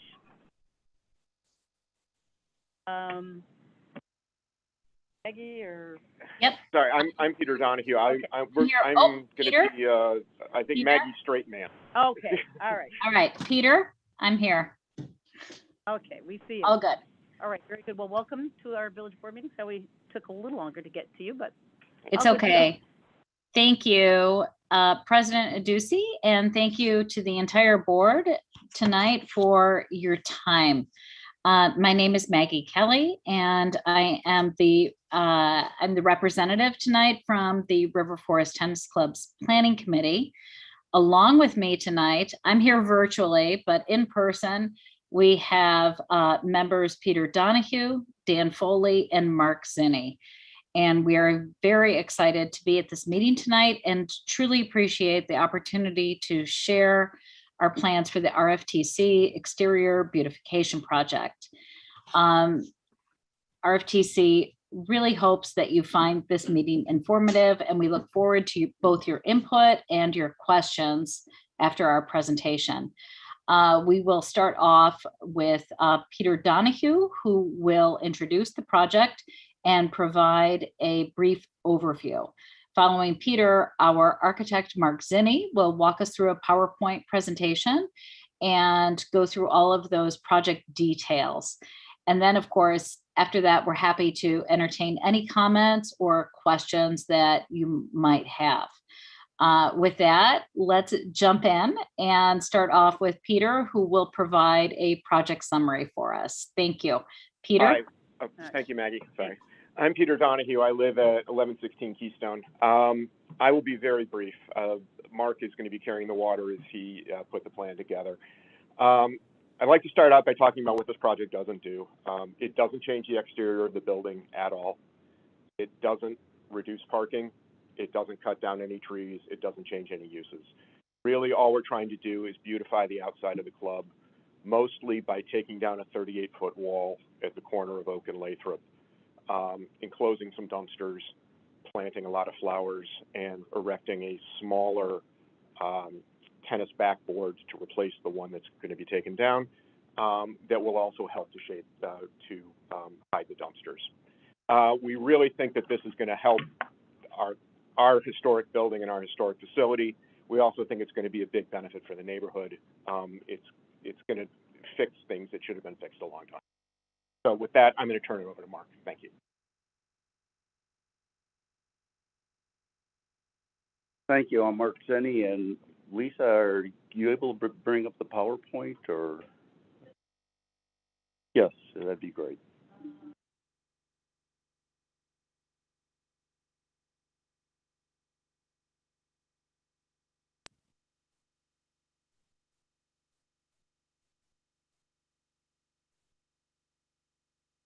So I'll start.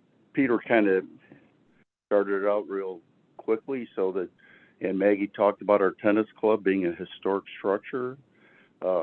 Frank Lloyd Wright obviously had quite a bit of involvement in it, and our facility is right now primarily clay tennis courts. That's kind of important to know, and most of the work we're going to be doing is right along Lathrop. We're not really doing any work past about 100 feet from the street on Lathrop area. And Lisa will bring that up, and hopefully we can show that to you, where that's going to start. And most of the work's going to be beautification. And oh, do we have it up? Sorry, I was just going to say, if Lisa's having trouble pulling it up, I can, if she wants to share screen, I can share mine. I have it up.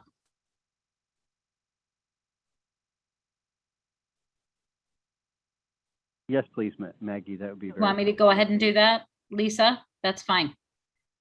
I'm going to go ahead and Mark, I'm putting up the PowerPoint right now. Hang on one second. There we go. There, it makes my show a lot easier. See it? Does everybody see it? Okay, good.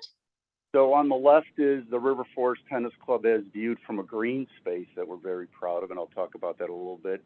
And on the right is an aerial view of the tennis club. The north part of the site, near the top, as Maggie's zooming in, is mostly of where our area work's going to be. If you want, I could use a little laser pointer. Does that help anybody if I use that, go over there and point on the screen? Sure. Okay, I don't want to. Cool technology.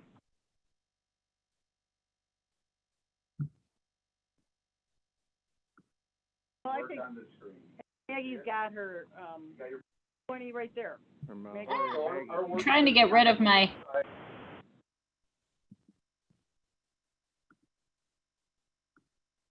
Yeah, it's right there. Thank you. And right where you're starting right there. Actually, I'll do it. Okay, thank you. I'm happy to, it's fine. I've always wanted to be on a game show. And Carol Merrill, at the front, is right there. So most of our work where Peter just pointed will be starting from that north, west corner near Roosevelt School, and it'll be going to the southwest corner near First Press in there. So that's really where all of our area is going to be dealing with this exterior beautification. If we could go to the next slide real quick. Again, that's the exact same view. So on the left is the existing tennis club with the building. And you could see the areas, and there's near the First Pres Church, there's garbage cans, and there's an old shed building. And then as you go to the north corner, there's existing what we call pickle courts and a large green backboard.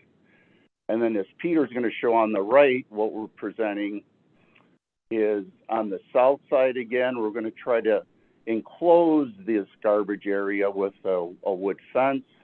We're going to try to relocate a backboard that's on the north side to help screen that garbage area. And we're also going to try to create two gateway entry points, pedestrian entry points, one right there and then one on the north side.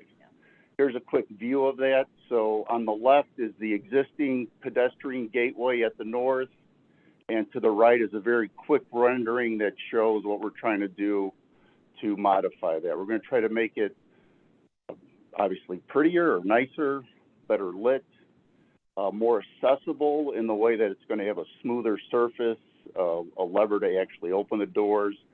And then the big thing we're trying to do is on the left, you can see there's a large green backboard.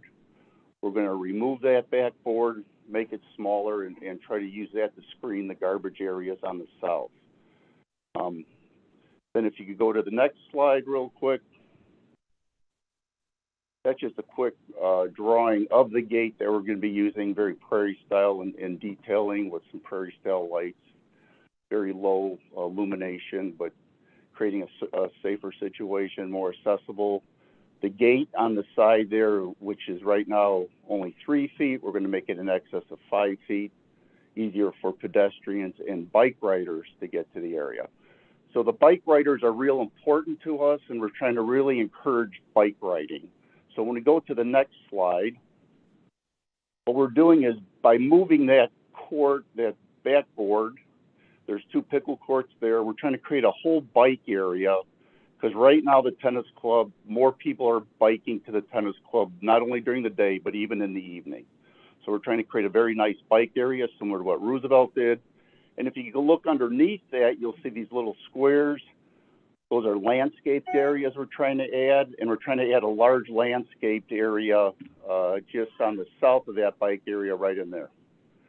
So our goal, as you're going to see, we're going to try to increase our permeable area. When we go to the next slide, you're going to see just development on that view, a very quick rendering. On the left is what we have, and on the right is what we're trying to create. We're going to have some outdoor seating. We're going to do some aged concrete to be kind of historically correct with the rest of the structure. Trying to create a large planting area for perennials and annuals that's kind of dividing the sitting area from the bike racks.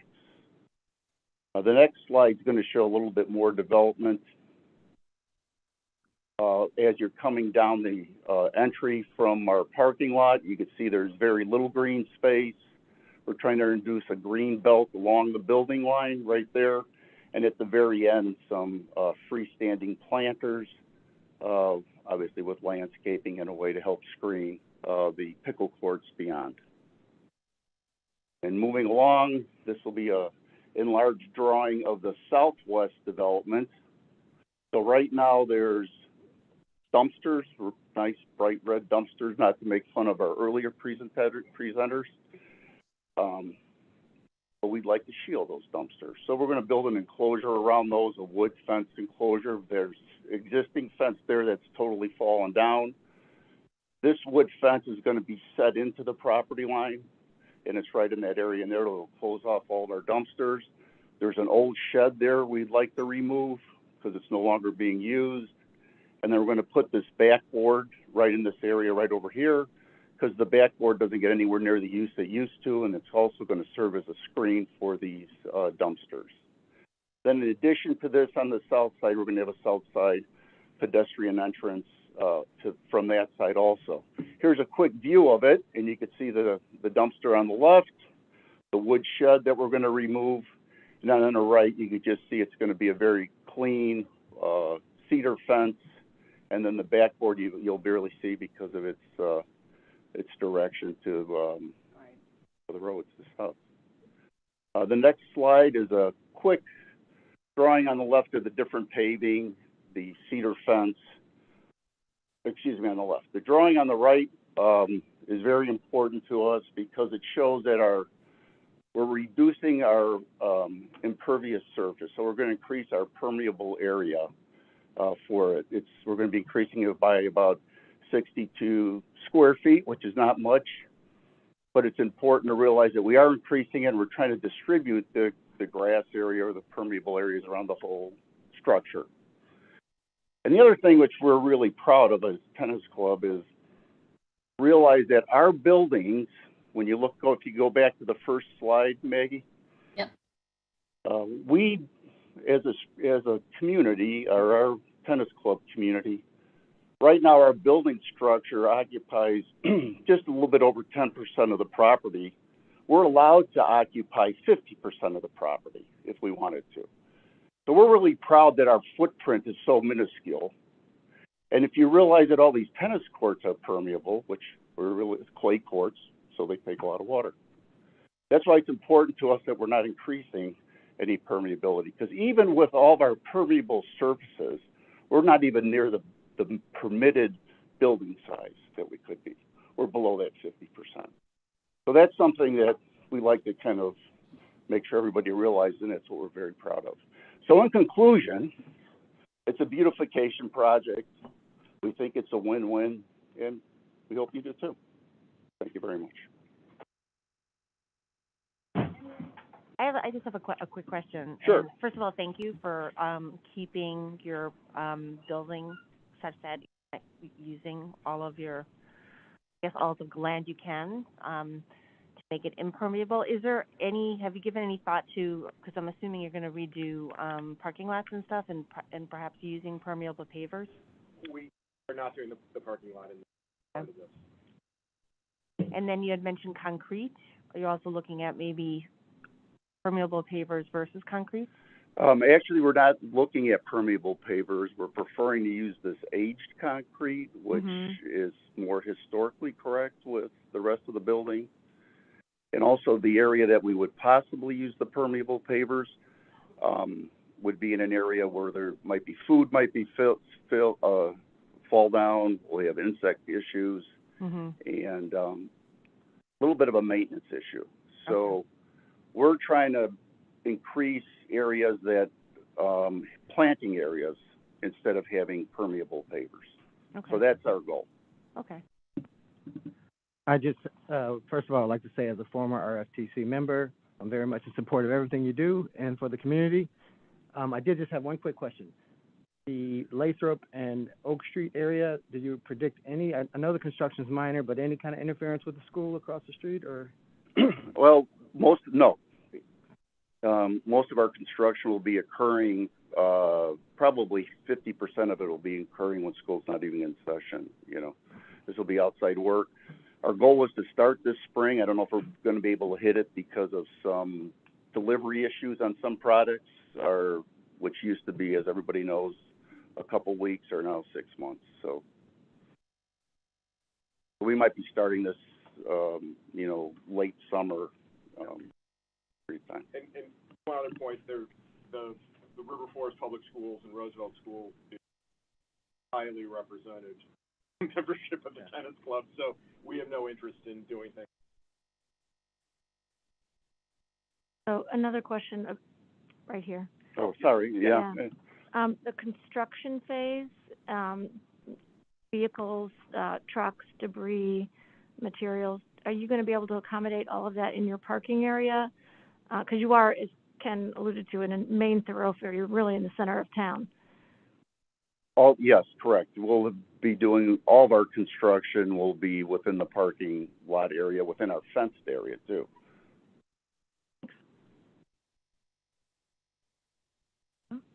Thank you for your presentation this evening.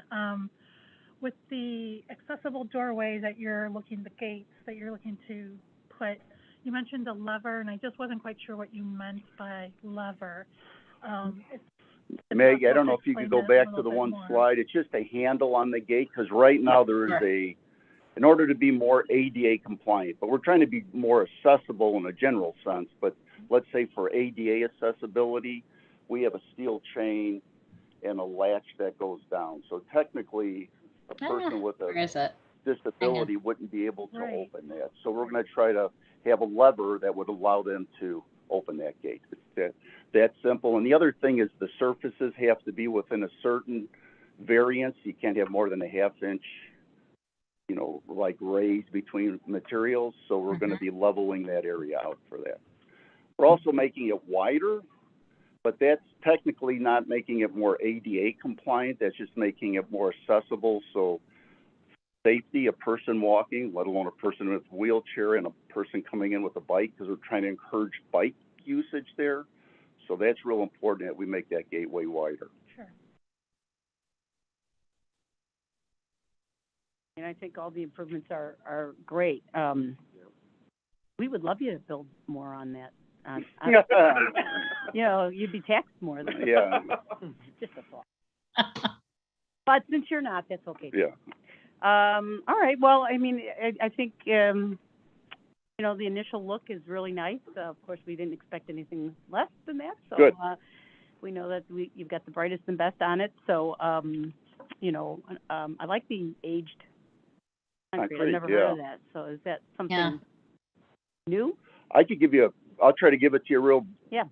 So we use a special mix. You don't use large aggregate. You try to control the cement, and you use a little bit of a darker aggregate and then you put the concrete down, but then you have to come and hand sand it so it looks like it's been weathered for 100 years. Yeah. Okay. Any other questions? So there was a question to make sure that it was going for a full DRB review, and the answer to that is correct. Yes. That is exactly the process. This is the first. And we did have our neighborhood yes meeting already, and how'd that go? Good.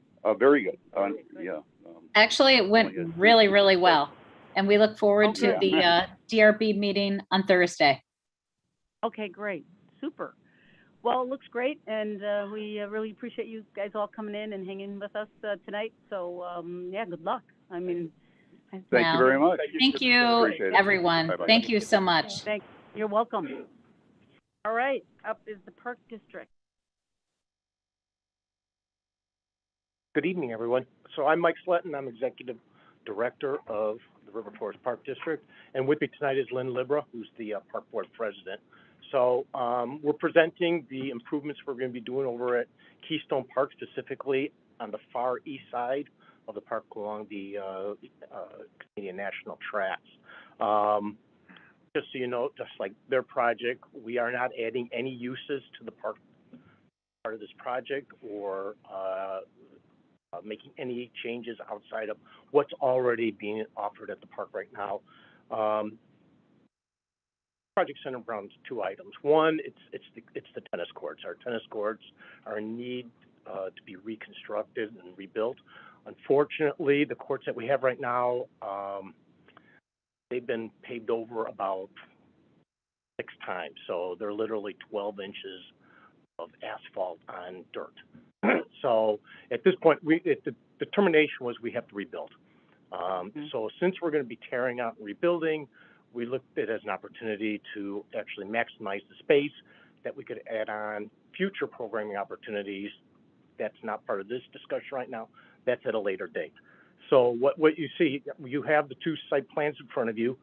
Exhibit 1 is the existing site, and Exhibit 2 is the proposed site. So what you're seeing in those plans is really shifting one of the two southern courts up to the northern bank of courts. So instead of a bank of 3, now it'll be a bank of 4, and then realigning the two batting cages into different locations. So and then adding on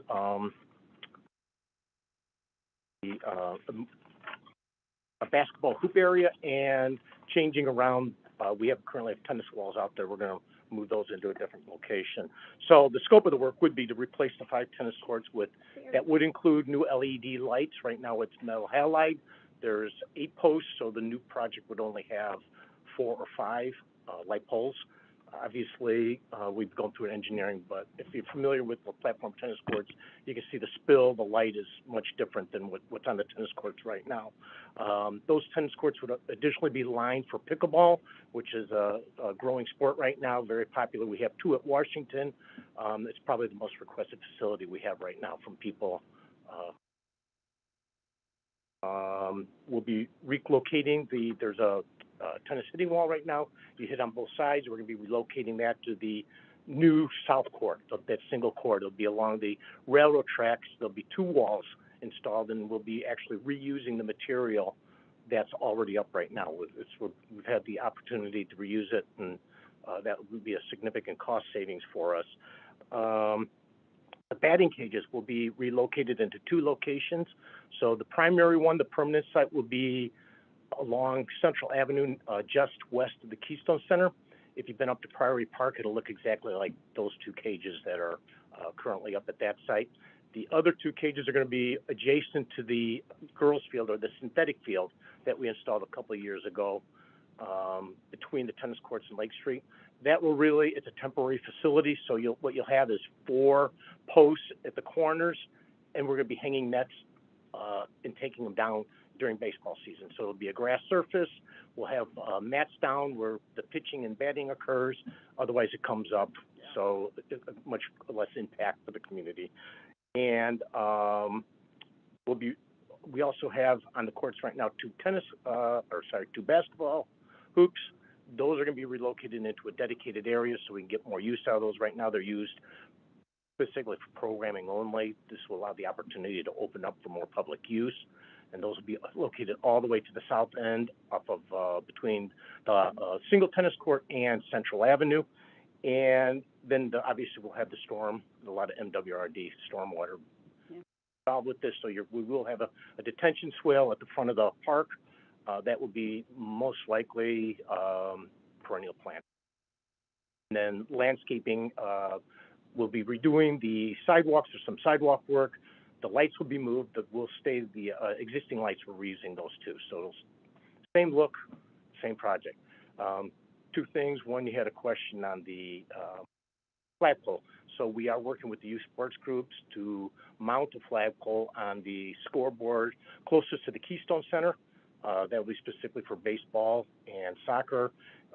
We do have already a lighted flagpole, a featured one, at Memorial Parkway that honors already our veterans. So that is our primary flagpole. And then the other thing is, yes, we are running some concurrent with this project and this process. Our goal is we want to get this in the summer.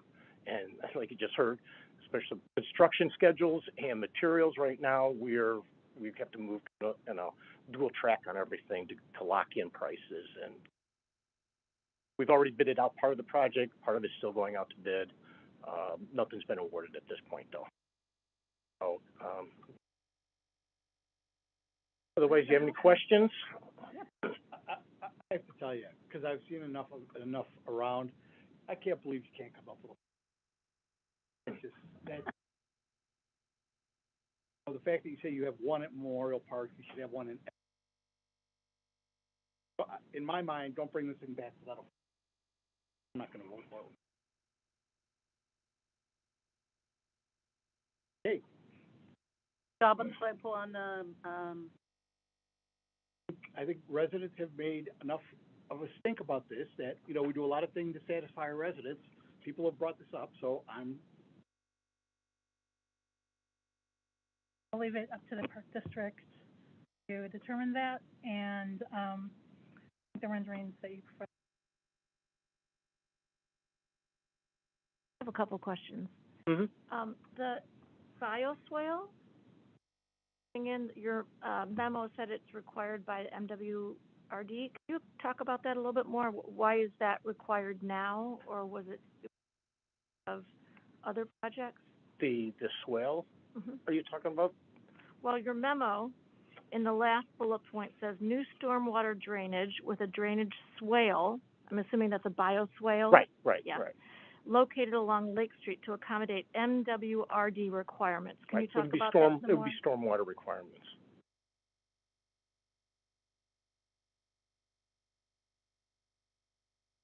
Getting more and more.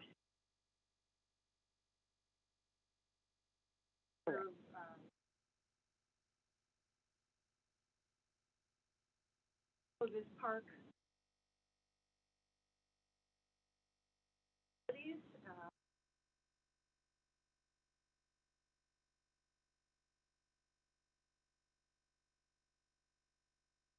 So just when we did 3 years ago, the synthetic turf, there was significant drainage that we had to put underneath that site. You know, it was still a permeable surface. Is the question, why do? Yeah, I'm curious as to whether this project has triggered the bioswale requirement, because I know it's been a swampy area for a while, but still green space. And your memo didn't explain why the bioswale was required. Well, yeah, so the plans don't show all the sewage in there. There's now all new sewage lines run from all the way central, everything coming back to that bioswale, and then it ties into a line that goes out to Lake Street at that point. With producer, so they obviously want something with some holding capacity for those 100-year storms. It looks like we're losing trees. We will be losing trees, so they'll be coming back. We'll have a landscape plan to replace as much as we can. Is this all under the village ordinance that if you? I don't know if it, we ask you to do that. Add what you take out, we ask you to add. We would be adding the caliber for what we took out on site if possible, otherwise at another park like we've done before.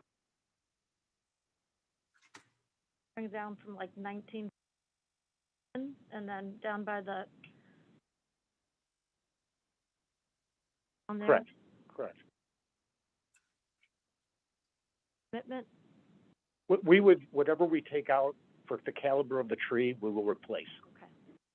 Whether it's at that site or it may be somewhere else, and we've done that before. So the library project, the replacement of those is at a different site. Guessing sometimes you can't accommodate it because. Right, well, you can see it's getting tighter. Right.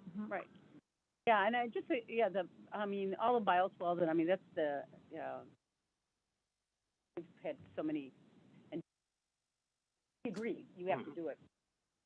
Yeah, that wasn't, we had our choice, we would have designed it differently. Right. That's also consistent with the village's new stormwater ordinance as well. So all of those two ordinances are now aligned, and that's just to meet stormwater requirements for a new development such as this.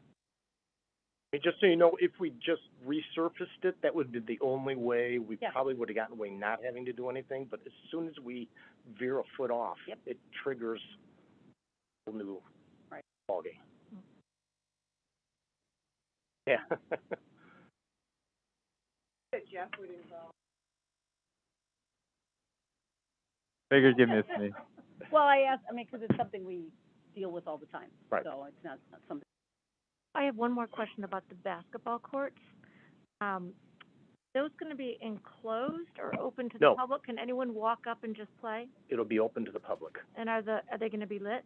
No, we've actually moved the lights, so they will not. There could be possible spill, but no, we're not lighting those courts. Will the and we'll be monitoring them.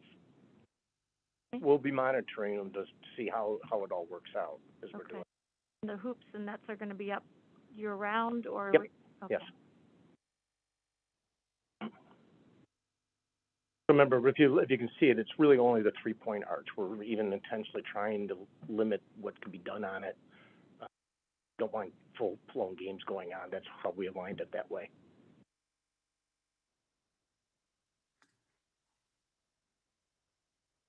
The only thing I would say, guys, and I think Katie mentioned about basketball hoops making it more accessible. There's a lot of that, and so we appreciate accommodating that. And I also want to echo what Bob said. There's residents that want flagpoles in our parks, and so as much as we want to accommodate residents who want this, we also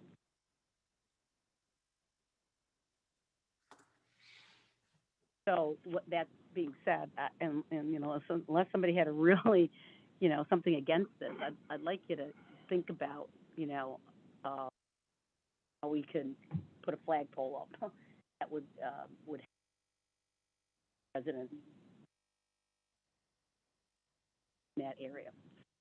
Like, you know, we're accommodating residents to play basketball, you know, not enclosed, because that was not. So, I mean, I just think we try to do the best that we can to help all of our residents. You want to maybe any other questions or comments or? One last question. Why is it that you're looking for not doing the traffic study? Because you are bringing in some additional services. I wonder if it is going to require some more parking. Well, with the exception of the pickleball courts, which we could line on the courts right now, we're not adding any other amenities. They're already there. The fitness is there. Batting cages are already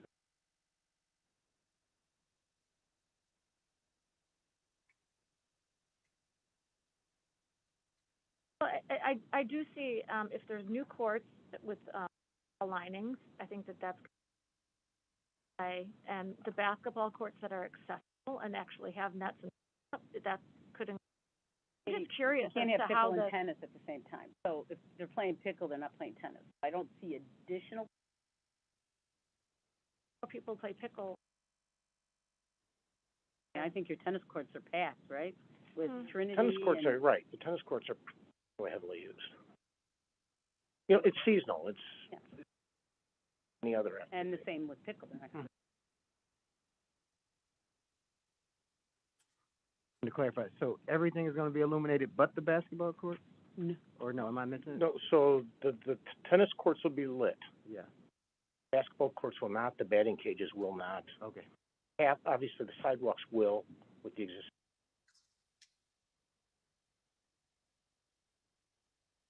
And if that was something that needed to be changed,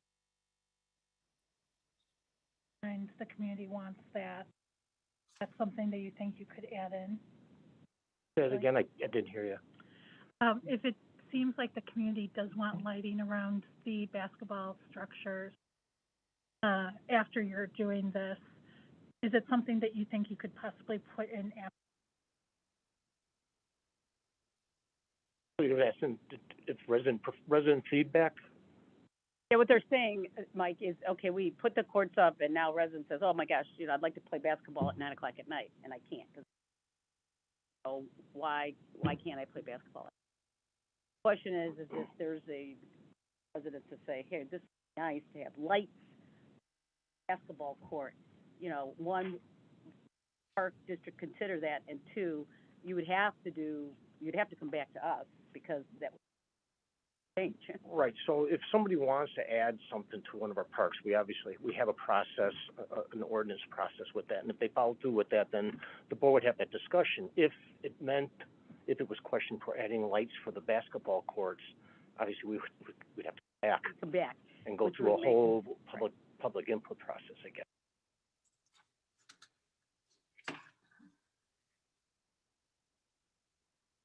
Yeah, the basketball courts were But I guess keeping the a answer close to eye. Erica's question is, can that be changed? And the answer is yes. Yeah. Saying right now is currently that's not the design. Not for the discussion.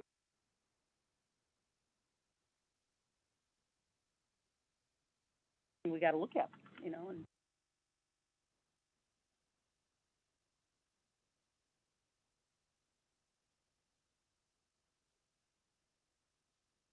public meeting on the. I think it's a good use of your land. I mean, I think by, you know, moving things around, taking the batting cages and putting them by the field, that's always nice, and then, you know, taking the batting cage where it was and putting it, you know,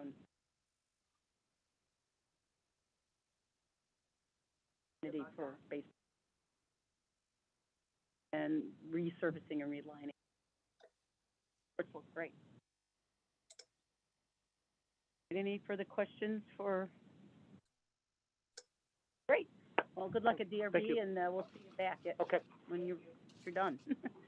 All right. That kind of concludes our regular. We are not going into executive session. All right. So if I can get a motion to adjourn. Second.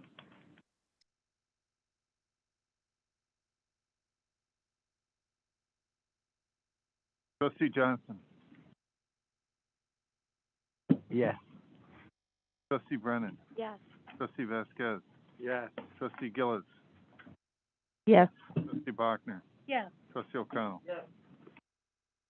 Adjourned. All right. Thank you. Thank you.